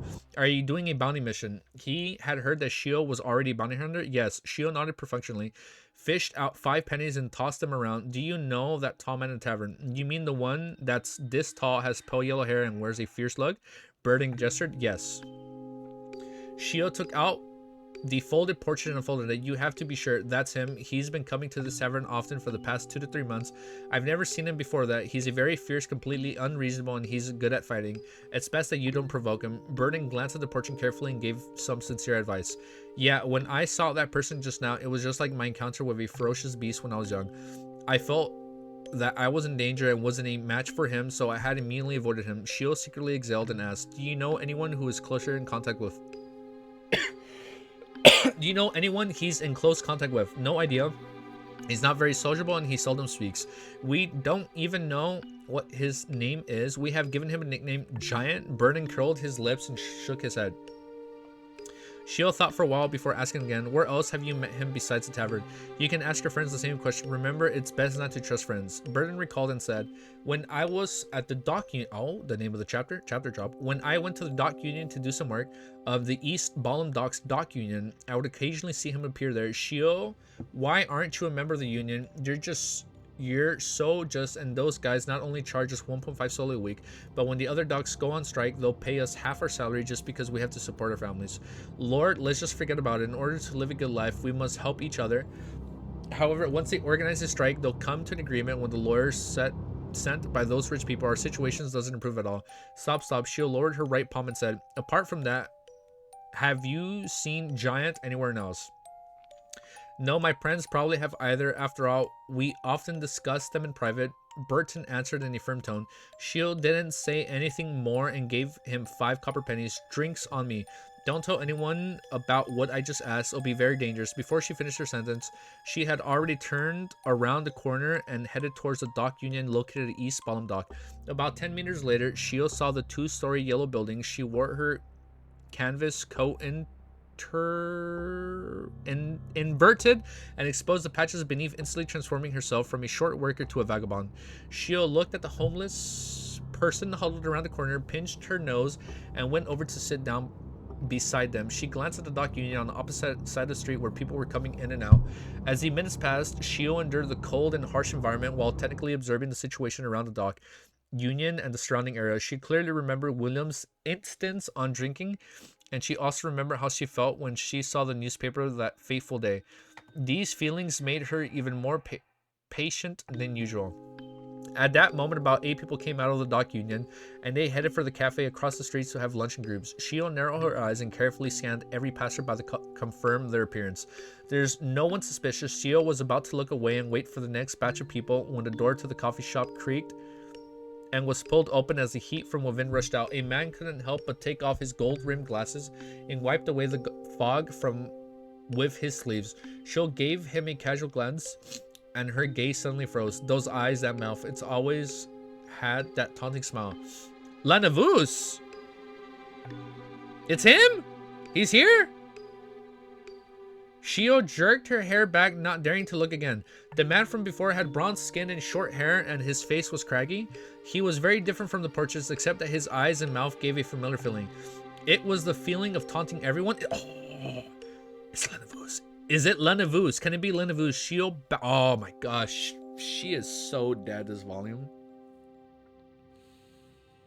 I think they're gonna kill her this volume, man. I'm not down. I'm not down. I'm not doing this again. I don't even like her. Cuttlefish kill Shio? I'm not even gonna care. I'm not gonna cry. I have 0 attachments to this volume. Shio bowed her head and stared at the flagstones on the street. At the Samirs, after sumptuous lunch, the hosts and guests gathered in the activity room to chat, and they agreed to play Texas together. Interesting rumors and humorous stories echoed intermittently as Klein maintained his smile, interjecting from time to time. He also saw the Samir's family, 2 children, entering and exiting energetically.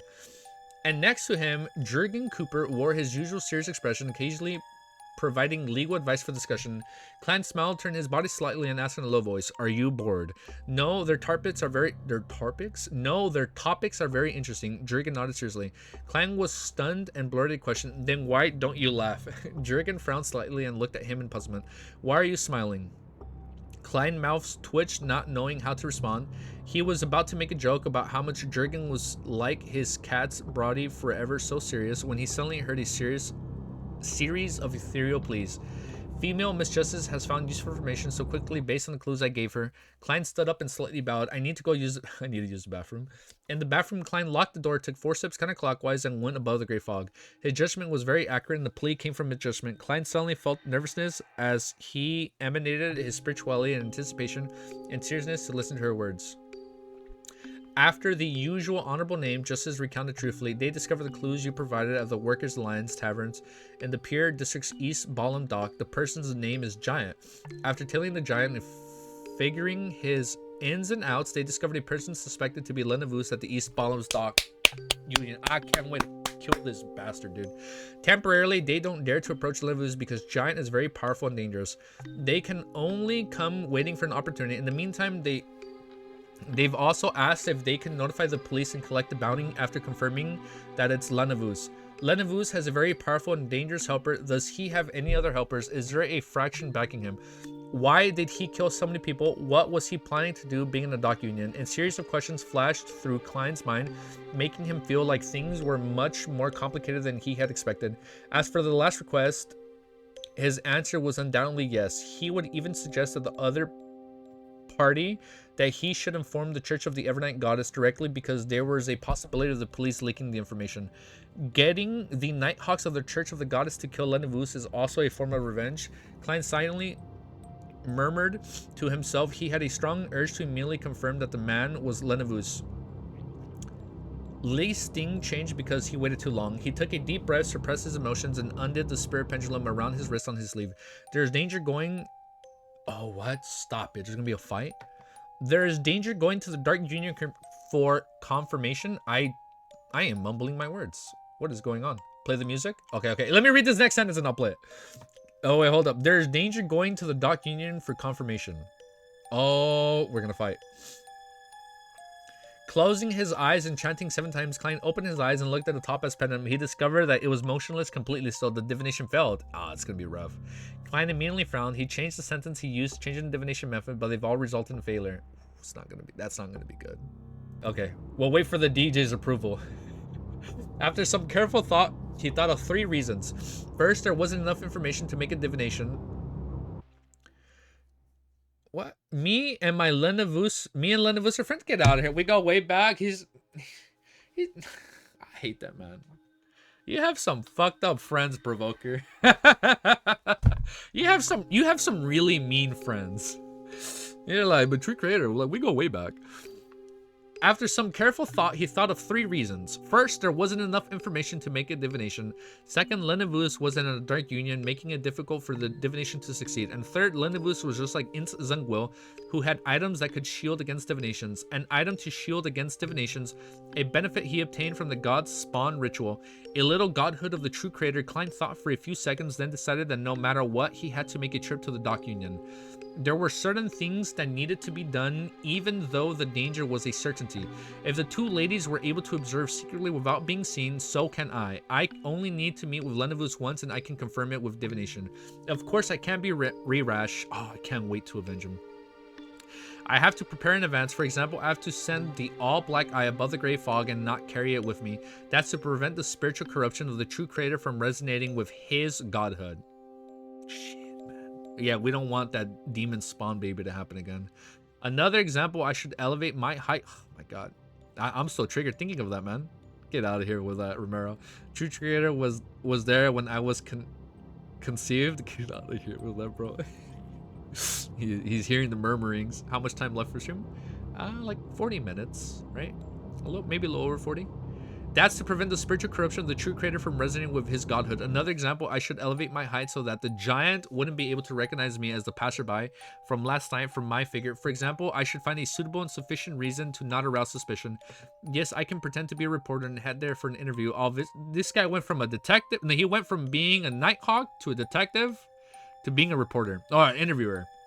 I'll visit Mike Joseph and borrow his false reporter identification. The corner of Klein's mouth slowly curled up as he blanketed his body with spirituality before descending back into the real world. Not good. Okay, I feel a fight coming up, and I'm gonna be so mad if I have to end stream as the fight starts. Okay, let's update and go straight into the next chapter. Okay, let's continue.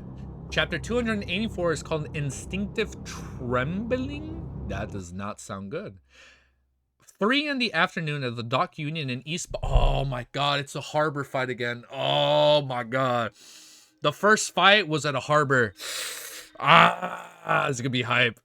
This is gonna be sick, dude. 3 in the afternoon at the Dock Union in East Ballum Dock. Klein wore a thick sweater, a tan jacket, and a simple cap that brought him closer to the usual investigative reporters in style, rather than the ones who attended banquets and interviewed people of the status from time to time. Such a costume had cost him an extra £1.10 solely. At that moment, he was wearing gold-rimmed glasses and his hair was neatly combed back, gleaming with the luster of his hair oil.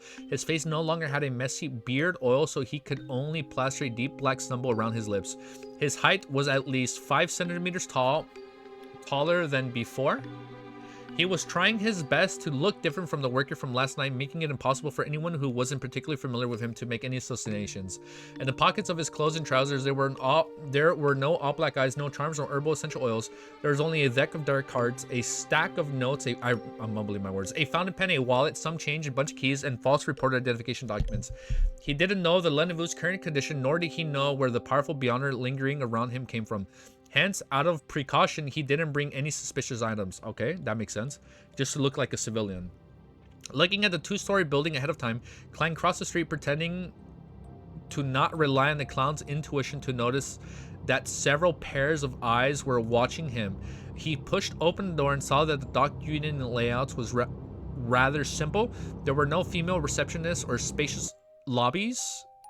The stairs to the second floor were in the middle, flanked by the office quarters, and the floors were in line with wooden planks, much less carpet. They were paved purely out of cement. Klein turned his head to look at the man guarding the door that he went over and said, "I'm a reporter from the Backland Daily Tribune. I would like to interview the workers of your association and get to know your needs and desires." The man was wearing a very patched jacket which had dirty cotton linings exposed and a linen shirt underneath. After hearing the word reporter, he suddenly became vigilant and replied loudly, "No, we haven't organized a strike lately, no. I think you've misunderstood me. I'm someone who sympathizes with you. I'm planning on doing a special report on what the union does to help the workers and the actual difficulties they encountered. Trust me, with the help of his clown beyonder powers." Klein made his eyes look abnormally sincere. Ellie's barking like crazy. Oh my gosh, she's hearing the murmurings. We'll see if she's okay in a minute or two. "Is that so? Go to Mr. Rand, our committee member in charge of publicly, turn right, and in the second office on the right." This man hesitated for a few seconds before replying. "Thank you." Klein bowed with feigned relief, and he felt the gaze observing him from a dark corner of his room vanish. He turned to his right hand, and with his back... Oh my god, I'm mumbling my words. You know what I'm doing. I'm booming all these moments. Let me pause this. 1 sec. I lost my place. The door creaked open. I think I'm right here. A middle-aged man with sparse hair looked at him and asked, "May I know who you are?" "Mr. Rand, I'm reporter Tom." I read that so wrong. I read this so wrong. "Mr. Rand, I'm a reporter Statum from the Backland Daily Tribune. This is my reporter identification documents. I like to make a report with unions as the theme to help you acquire more attention." Klein almost believed he was a journalist. He almost believed him so. "That's me." The middle-aged man looked at the reporter identification documents and said hesitantly, clearly unwittingly, "It's hard for me to believe that you reporters are here to help us. I was born in East Borough, and I know how miserable the lives of the workers are. If you don't believe me, you can follow me the entire time and monitor my every questions." Klein suddenly smiled and added, "A report with an actual interview Data would be better than nothing, far better than news that written purely based on your imagination. At least you can provide your views and hopefully guide things in the direction you want. Rand touched his scalp and replied hesitantly, all right then, I'll follow you the entire time. Thank you. Klein almost lost control of his emotions. Afterward, under Randy's guidance, he entered one office after another, interviewing the members of the Workers' Association according to his prepared questions. Right corner, nothing. Left corner, nothing. Klein calmly went up the wooden stairs to the second floor. This time, Randy led him into the office directly opposite the staircase and introduced the people inside. This is a reporter from Backland Daily Tribune, Mr. Statham. He wants to interview the lot of you, but I have to remind you that there are some questions which you have the right to refuse to answer. Klein smiled, took 2 steps forward, and made a gesture to shake hands with each and every staff member in the room. At that moment, he saw a slightly familiar figure. Oh, that's not good. Who's familiar? Although the man's skin had turned... Oh, it's LANEVUS. Although the man's skin had turned bronze, his ordinary round face had become angular and his glasses had changed from a round face to a gold-rimmed frame. Klein still found a trace of familiarity from his spirituality as a seer. Immediately afterwards, his body trembled and the smile on his face almost went out of control. I'd kill him right there on the spot. I don't even confirm it. Just go all out. I'm sorry, I suddenly have a stomachache. May I ask where the washroom is? Klein asked with an awkward smile, holding his stomach with a hand that he didn't hold a pen and paper. Rand and the staff didn't suspect anything. They all pointed to the door and said, go out, turn left. When you reach the end, you'll see the sign. Klein smiled apologetically and walked out of the room, heading quickly for the washroom. Inside, he selected the cubicles closest to the window, sat on the toilet, and locked the wooden door behind him. Oh, I know what you guys want me to keep reading. He bent down, the corners of his mouth curved into a slight laugh. He laughed so hard he nearly couldn't keep his body straight. A drop of sparkling liquid fell onto the ground from his laughter. Klein had confirmed that it was LANEVUS. Fuck this bitch. I hate LANEVUS. This wasn't because of that smell, sense of familiarity, but because he felt another type of aura from the other party's body, one that left an extremely deep impression on him. Something what, from the true creator? This was also the main reason why he had nearly lost control on the spot. The trembling of his body originated from his instinctive fear. The collapse of his emotions came from the horror and sorrow deep within the memories. That was the aura of the true creator. How do you like this guy, Romero? How do you support the true creator? Bro's tweaking. How do you support the true creator? Like, the true creator is triggering Klein. I'm so mad just thinking of the true creator. Oh my god. I hate him. I hate the, like, top of my list. I hate the true creator and I hate the hidden sage. It brings so much misery. Klein washed his face and went on to the interview as if nothing had happened. Even while facing LANEVUS, who was somehow changed so much he continued to ask questions. I'm getting lightheaded. I'm getting mad. Who had somehow changed so much he continued to ask questions and record the answers. After finishing all of this, he bade farewell to the Workers' Association and walked. Dude, this is where you stab him in the back. Just cut off his head, bro. And walked out of the, like, bro, if we don't fight Jack the Ripper, this is where we become Jack the Ripper. Walked out of the dimly lit buildings. Outside the sky was, I'm stumbling my words. I'm mumbling. Outside the sky was cloudy and misty as if everything had come early. The true creator's aura can only come from his body or spawn, as well as things that extend from the two. For example, items bestowed by him or his godhood. The corroborates with what LANEVUS said to Hood Eugene. In addition, there was a ting of familiarity. I didn't even need to go above the Grey Fog for divination to confirm that it's him. If it wasn't for me having already interacted with the true creator a few times and coming close to his mental corruption, I'm getting lightheaded, man. I'm getting so mad. There's no way I didn't think I was gonna get this mad this stream. I'm mumbling my words. There's no way I could have recognized that aura to be his, which didn't contain any strength and of his nature. Clive felt heavy emotions, but he appeared very relaxed because of his, right, clown. He stood on the street and purposely organized the interview notes. In the process, he caught a glimpse of a slight familiar figure among the vagabonds. Who is it? Michio! What the fuck? No way! Klein is interacting with them. Oh, not interacting, but this is the first time he's like physically seeing them. Michio! Klein instantly made a guess with what he knew. He didn't stop and he put away the notes. I'm getting so dizzy. He didn't stop and he put away the notes before walking towards the track public carriage station. At this moment, a horse carriage suddenly stopped in front of him. We meet again. Sitting in the carriage with a thin, elegant, middle-aged gentleman with the white hair in his temples, he was the great detective who was helping the police investigations, Isengard Staden. As for Klein, he didn't look any different than usual. He was just a regular taller and had changed into a new set of clothes. What a coincidence. I was just thinking about the last time I interviewed you. Klein answered deliberately. Isengard suddenly understood and changed the subject with a smile. I'm here to investigate a case. The death of Cyber has been eliminated and I'm in charge of it. Her death is very close to the East Ballum dock, so it's indeed a copycat crime. We have a copycat killer. Who is the one that's copying Jack the Ripper? I'm saying Jack the Ripper because I know it's him. So, is the Beyonder the copycat? So, it's indeed a copycat crime. Klein feigned ignorance. After exchanging a few pleasantries, he got into the tracked public carriage. Instead of going straight home, he made a transfer and headed to the Quilling Club in Hillston. In the club's lounge, I see all your ads. Whilst closing in when you reach the last paragraph, bet. In the club's lounge, he quickly went above the gray fog to confirm that no one was following him. Only at this step did Klein completely relax and feel some lingering fear. The aura of the true creator lingered in the mind like a nightmare, leaving the clothes on his back moist after they repeatedly dried. To be sure, Klein conjured a yellowish-brown goatskin parchment and a dark red fountain pen before writing a divination statement he had already long thought of. The source of the inexplicable familiarity earlier. Putting down his fountain pen and leaning back into his chair, he began to mumble as he entered the dream. In that gray and illusionary world, he saw a figure. The figure had ordinary facial expressions. He wore the round glasses and he had a condescending and taunting smile from beginning to the end. He was none other than LANEVUS. I finally found you. Klein no longer used his clown abilities to control his facial expressions as he muttered to himself through his clenched teeth. Then he sat up straight and prepared to answer Miss Justice's prayers.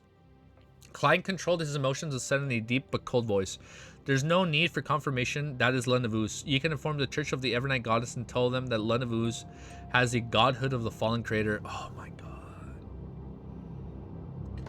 Audrey, who was watching her father train the hunting hounds with Susie, froze when she heard Mr. Fool's response. Oh my god. Dude, this is crazy. Music change? Okay, music change. Alright. Fallen creator. Oh my god. I hate this guy, bro. Fallen creator, isn't that the true creator? That swindler actually has the godhood of the true creator.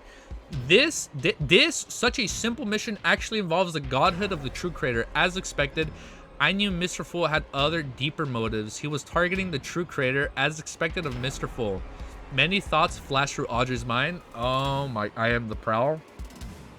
What is happening, dude? Okay, let's start right away. Okay. No thoughts. Let's just pause and update. Okay, we go straight into the chapter. Clip that. I don't even know what you want to clip. We're back. Audrey, who had set up an urgent communication method with Shio and Force, quickly passed on Mr. Fool's message to the two ladies through the huge golden retriever. Susie claiming that the information she received came via other sources. In the corner of an old church, as Shio was thinking about how to confirm LANEVUS' identity, or how she would create chaos and avenge Williams, she unfolded a ball of paper. There's no need to confirm, he's LANEVUS. Shio's eyes widened as she quickly skimmed through the rest of the paper's content. This piece of paper clearly wrote, the only choice is to notify the Church of the Evernight Goddess. Alert them that LANEVUS has the godhood of the true creator on him. Godhood? The true creator's godhood? Shio blurted out as she looked at the golden retriever in front of her in shock, only to realize that she was equally dumbfounded. What? Forrest was listening when she suddenly felt something was amiss. She hurriedly reached out for the piece of paper and scanned it. After a moment, she curled her lips and said at a loss, "This must be a joke, right? How did we get involved in a matter that sided to an evil god's godhood? This was meant to involve the capture of a cunning swindler worth only 200 pounds. In response to Forrest's question, Susie could only express the notion that she was only a dog and that she... In response to Forrest's question, Susie could only express the notion, I'm only a dog, and that she didn't know what was happening either with her innocent eyes. Oh, Not expecting a dog to answer her questions, she turned her head to Shio and said, I'm afraid Miss Audrey isn't as naive, as innocent as we thought. She has many secrets. This might be a power struggle between the cult, the nobles, and the church. However, it's evident that she didn't know about the matter of godhood prior to this. She's also being used by someone, huh? That person could beat her father, Count Hall? Ain't no way. What's fortunate is that this matter ends here. You don't need to take the risk anymore. After you get someone to make the report, you need to wait to collect the bounty in peace. Shio was startled and said, that's true. Hopefully those Nighthawks are able to avenge Williams. They're so strong, so they'll definitely be able to do... Oh, I wonder if this is where we see... Nah, stop. I'm gonna wait. Before she finished speaking, she suddenly turned her head to the side and spoke as if she was talking to herself. I'm still too weak. She still feels too weak? Shio jerked her hand up, covering her mouth and nose. I'm still too weak. If not for that, I would have chosen to take revenge myself, but right now I can only take a step back. Not to mention there's giants and those hidden helpers around LANEVUS. With just his godhood, he isn't someone I can deal with. With the reaction speed of a Nighthawks, they'll likely take action tonight once they receive the report. Oh, stop, dude. Oh, this is getting so good. I'm getting teary-eyed. We're gonna avenge Dead Smith. Kill him, dude. They have many. Oh my god, the Backland Diocese. Oh, I'm losing my place. What kind of stream would this be if I didn't lose my place, right? I can deal with the reaction speeds of the Nighthawks. They'll likely take action tonight once they receive the report. The Backland Diocese is second only to the church headquarters. They have many sealed artifacts and many powerful beyonders. There's no need to wait for any additional helpers. After completing his task of informing Audrey, Klein returned to the real world. He stuck on a beard, changed his hairstyle, and stared into the mirror for several minutes. He felt anticipation and excitement, as well as depression and a sense of powerlessness. Before the evening arrived, he left the Quilling Club. Why powerlessness? Before the evening arrived, he left the Quilling Club and returned to Minx Street. On his way, he went to the grocery market. He found a stall that was bustling with its great business. He bought several masks, including a clown. He's gonna wear a clown's mask? He bought several masks, including a clown's. He had decided to watch the hunt for LANEVUS. Oh my god. He's gonna watch the fucking Nighthawks murder him? He wanted to see the other party pay the price for his madness with his own eyes. Oh, this is twisted, dude. Of course, with his strength, he can only watch from a distance and not even have the right to approach them.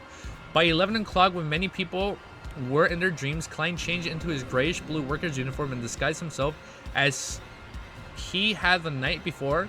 Then he put on his cap, walked a few streets. He walked a few streets away and took a rental carriage to the Backland Bridge area. Once there, he switched to walking and walked all the way to East Palm Dog. His interview yesterday included the questions such as, is the music good or is it too loud? I'm gonna turn it down just a little bit, because I know it's loud for me. More reasons why we love Klein.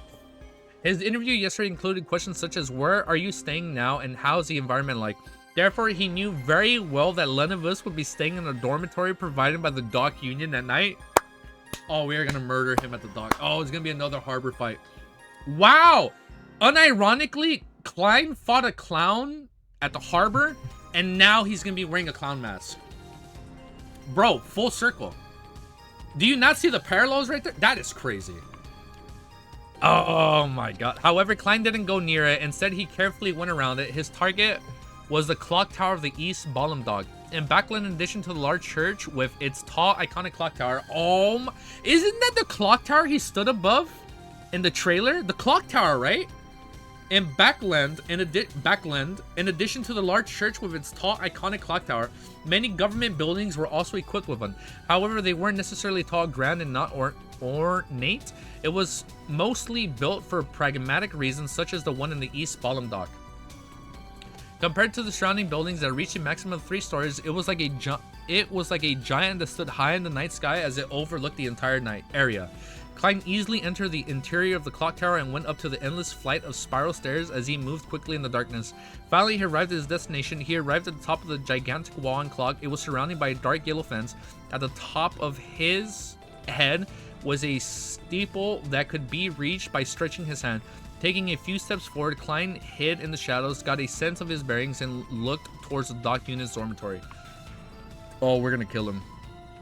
It was a two-story brick red building, and the occasional pedestrian resembling a black dot in Klein's eyes. He stared for a few seconds, then took a step. Oh my god, I'm starting to gasp for air. He stared for a few seconds, then took a step back and sank into the darkness. At the same time, he took out his newly bought mask and wore it. It was a clown with the corners of its mouth sharply raised and a painted red nose. A happy clown.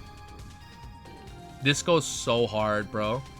What goes around comes around. Bro, this goes so hard. Oh my god. Wearing a clown mask, Klein stood in the rich darkness, patiently waiting for the pedestrian show. Predetermined show? He waited for 2 hours. When the hands of the large wall clock passed 1 o'clock, he suddenly saw someone flying from the distance. It was a huge airship covered in dark black paint. If it weren't for the faint moonlight, it would have been I can't read. It would have been indistinguishable. Oh my, I know what it means. Indistinguishable from the night sky. Unlike what he was described in newspapers and magazines depicting them as machines that emitted exaggerated mechanical noises, its oars rotated quietly as silent as a venture who had found its prey but hadn't found a chance. The solid light alloy supported the cotton frame and blue. It hung the compartments for guns, projectile launchers, and... What the f*** am I reading? They got cannons? But doing... Bro, I am mumbling. I am mispronouncing every word right now. Vulture, not venture. Bro, I am mispronouncing everything. I'm getting kind of excited. Hold up. The solid light alloy supported the cotton frame and blue. It's hung the compartments for guns, projectile launchers, and cannons. At a glance, it appeared to be a power deterrent. It's silent. Is this a temporary result caused by beyond our means? Klein, wearing his clown mask, looked at the slowly descended airship and made a guess. At that moment, he was most puzzled over the dispatch of an airship for a small-scale beyonder battle in a densely populated area of the city. They're not holding back. Aren't they afraid of dealing collateral damage to the surrounding citizens? Oh my god. Aren't they afraid of causing panic? I don't think so. I think they need to take him out first. Victorian era, they have cannons and guns. This is getting exciting, dude. This is getting sick. Very soon, the airship hovered about...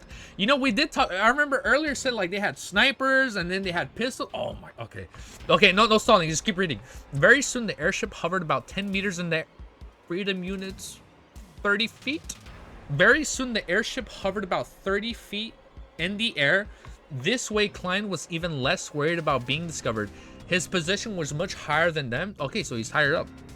He's literally Batman. He is literally the shadows, bro. It's like, I am the shadows. Observing the situation below, I'm getting lightheaded. Bro, it's so exciting, dude. I can't wait to kill this man. Oh my god. Oh my god.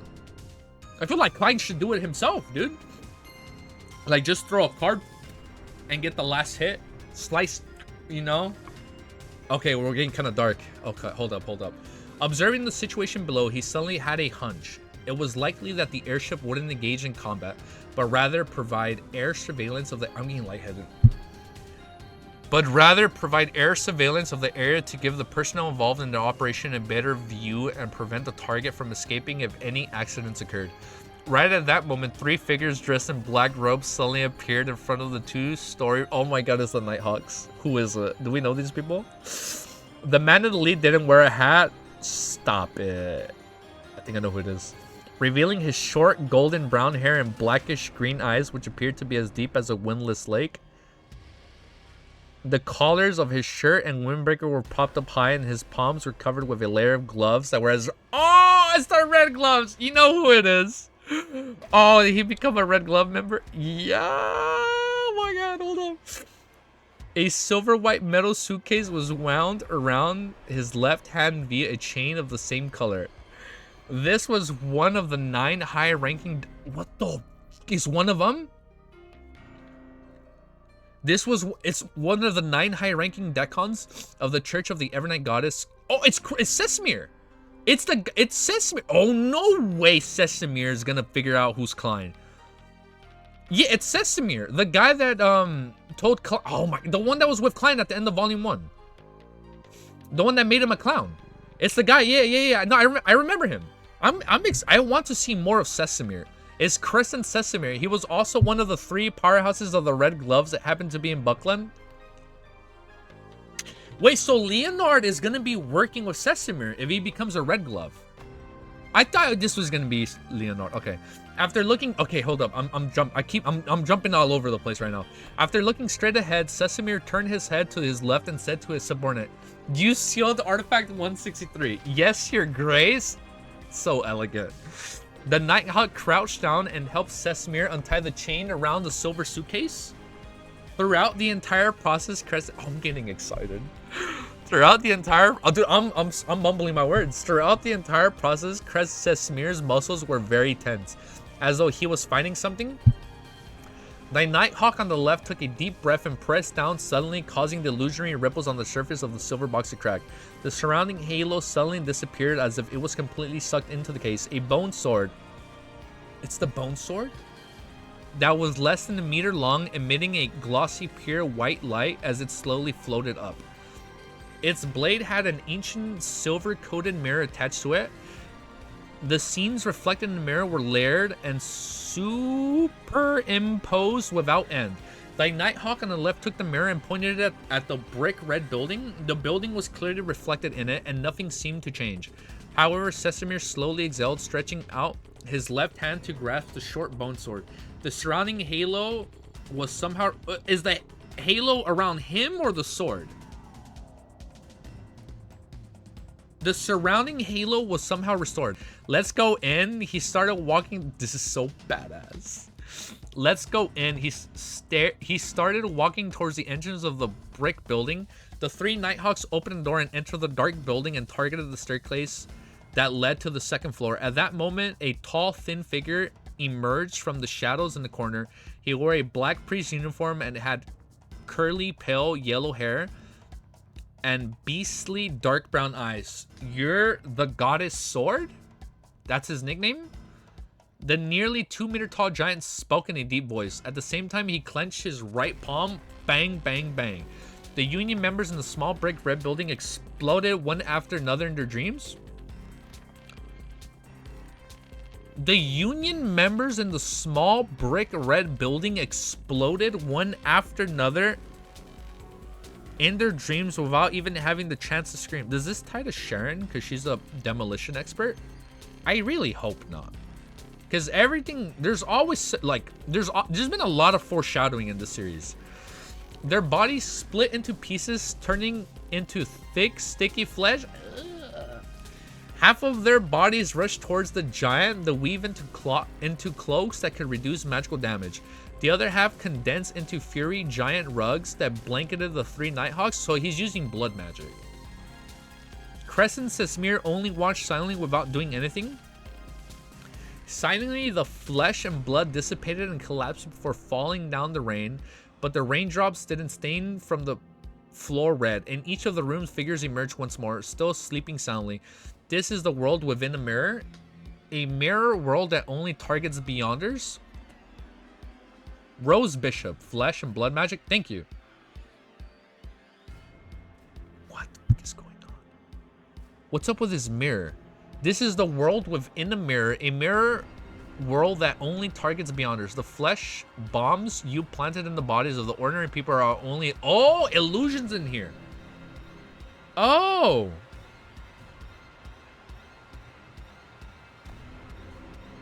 Oh, stop it. That wasn't even funny on Hinge Provoker. Old Neil has some experience as a rug. Stop it. You're gonna make me tear up. This is the world within a mirror that only targets Beyonders. The flesh bombs you planted in the bodies of ordinary people are only illusions here. So they're okay. Sesamir raised a holy artifact bone sword in his right hand, causing the light around him to disappear. The giant suddenly grabbed his left shoulder with his right hand and tore off his arm. Then he threw the blood arm forward. Boom. His arm exploded like a bomb, turning into a rain of blood that rained down on the 3 Nighthawks. At the same time, the flesh on his left shoulder began to squirm madly as he slowly grew a new arm, which was still bloody without any skin. Smack, smack, smack, sizzle. The blood-colored raindrops actively avoided Sesamir and the others before falling to the ground and quickly corroding into deep, dark traces.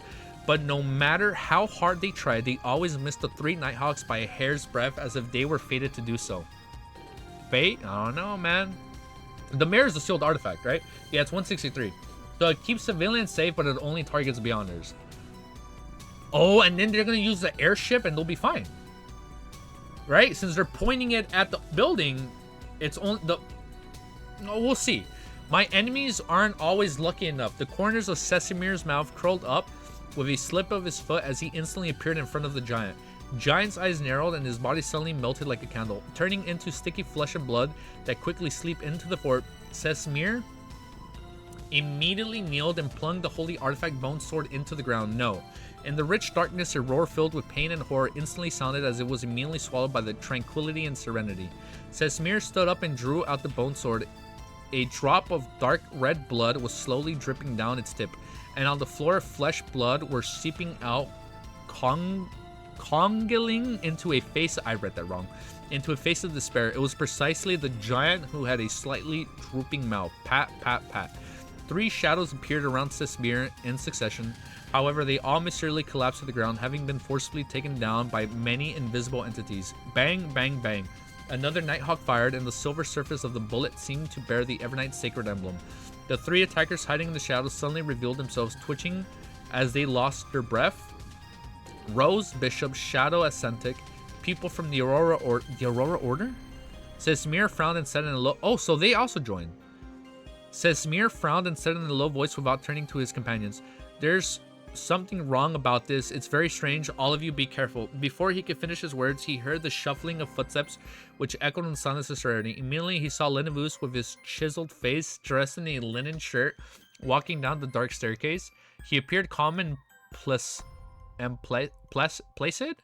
without any signs of fear. "I'm very curious. To the Aurora Order, you should be a blasphemer. Why would they send people to protect you?" Sesamir didn't seem to notice the abnormality as he asked casually. LANEVUS showed his trademark taunting smile and said, "That's simple. Because I'm no longer just LANEVUS." Yeah, that's true. He paused for a moment and his gaze suddenly turned cold. "Now I'm even more of the true creator." Stop it. He yanked open his linen shirt, revealing the dark red flesh of his skinless chest and abdomen. The flesh of blood were conjoined together, forming the figure of a hanged man. Oh, it's the true creator? All of a sudden, the void around him shattered like glass, and all the scenes around him crumbled. This was the aura of a deity? Bro, brother, get out of here. Oh, this is hype. Oh, this is good. This is getting good. Okay, let's update. Let's read one more chapter, dude. Oh, this is getting good. We changed the music, right? Okay. Okay, you guys have agreed to stop. Okay, we'll stop. Okay, let me do my overall thoughts. Because this has got so good. Bitters over here, dude. This is getting so exciting, dude. Oh, shit. Oh, man, this volume is picking up. Dude, look, I'm getting teary-eyed, bro. I'm getting excited. Okay. Overall thoughts. Bro, this is so good. I love it. What was it? What do you think my outcome will be?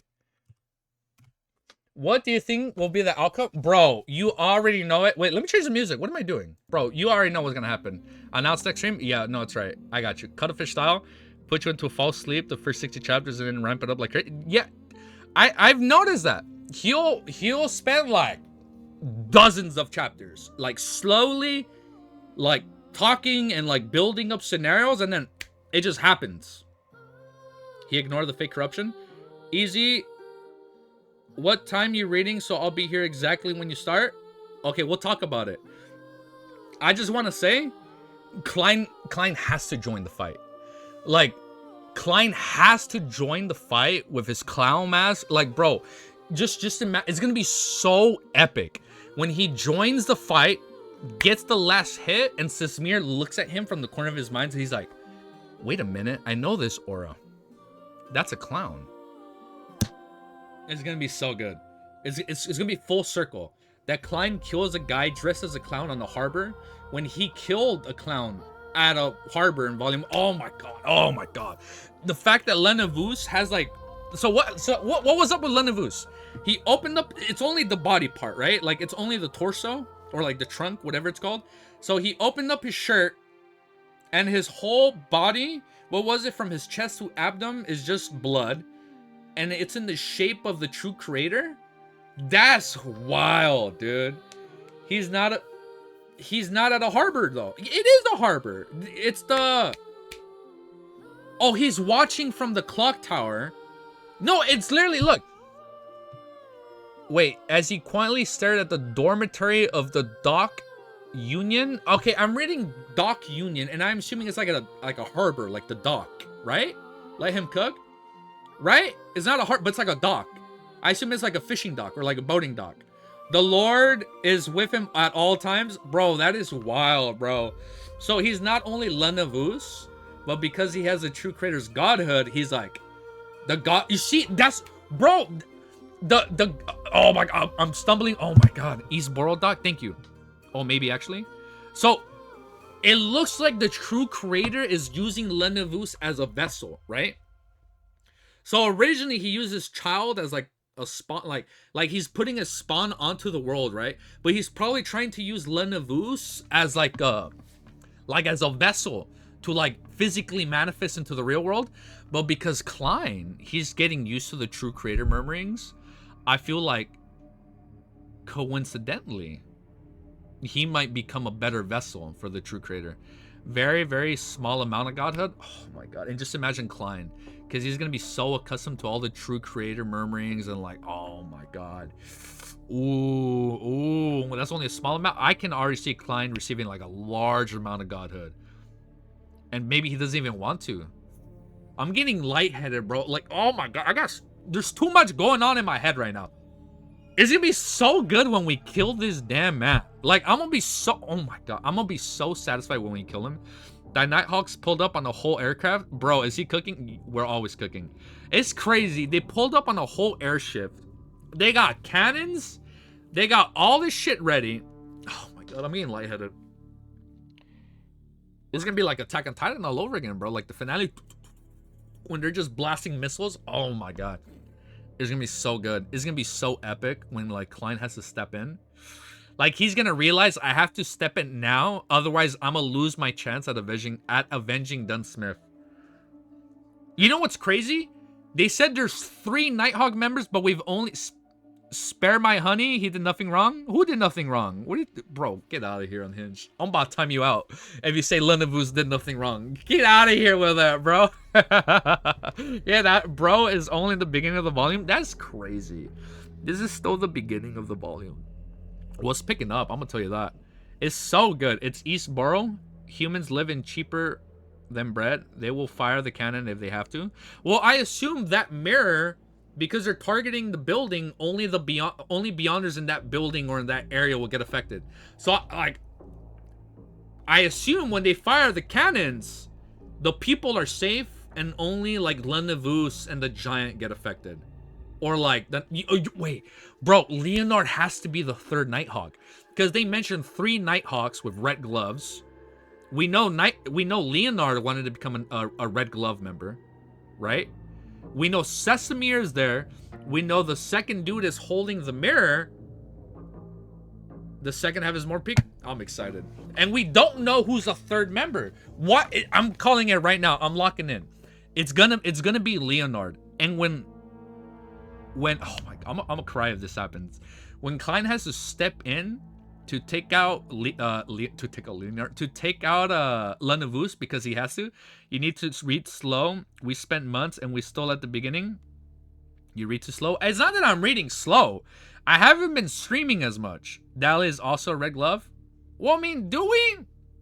I don't think they've said she's a red glove.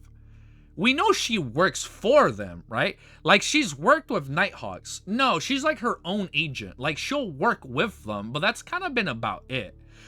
I'm excited, man. All right, we're going to leave it there. We got to come back. We got to come back soon. I think tomorrow. I'll see right now. No? Oh, my God. This is getting so good. I want to keep reading, but I have to. This is getting so good. But I have to end stream. No, she not. Yeah, no, she's not. Like, she's worked with the Nighthawks. Like, she has, like, specifically worked with Dunsmith and the Nighthawk members. But she's never been an official member. She's stationed in the church. I don't even remember if she is stationed in the church. I thought she was just, like, her own dude. I thought she was just, like, her own Beyonder. I will break volume 2 into 3 parts, and after that, the situation starts part 2. I assume this is like the ending of Act 1, and once this is over, we transition into like Act 2, and then I can see this being like a 3-act volume. It's like with its length. Ah, this is good. This is hype, but I'm so mad after end stream. All right, guys, I'm gonna end it right there. If you like what you see and you want to see more, make sure you like, comment, sub, and I will see you all next time. I'm back as LANEVUS. No, he is not dead, but we are gonna kill this mother trucker soon, dude. Peace, and have a beautiful day. Later, guys.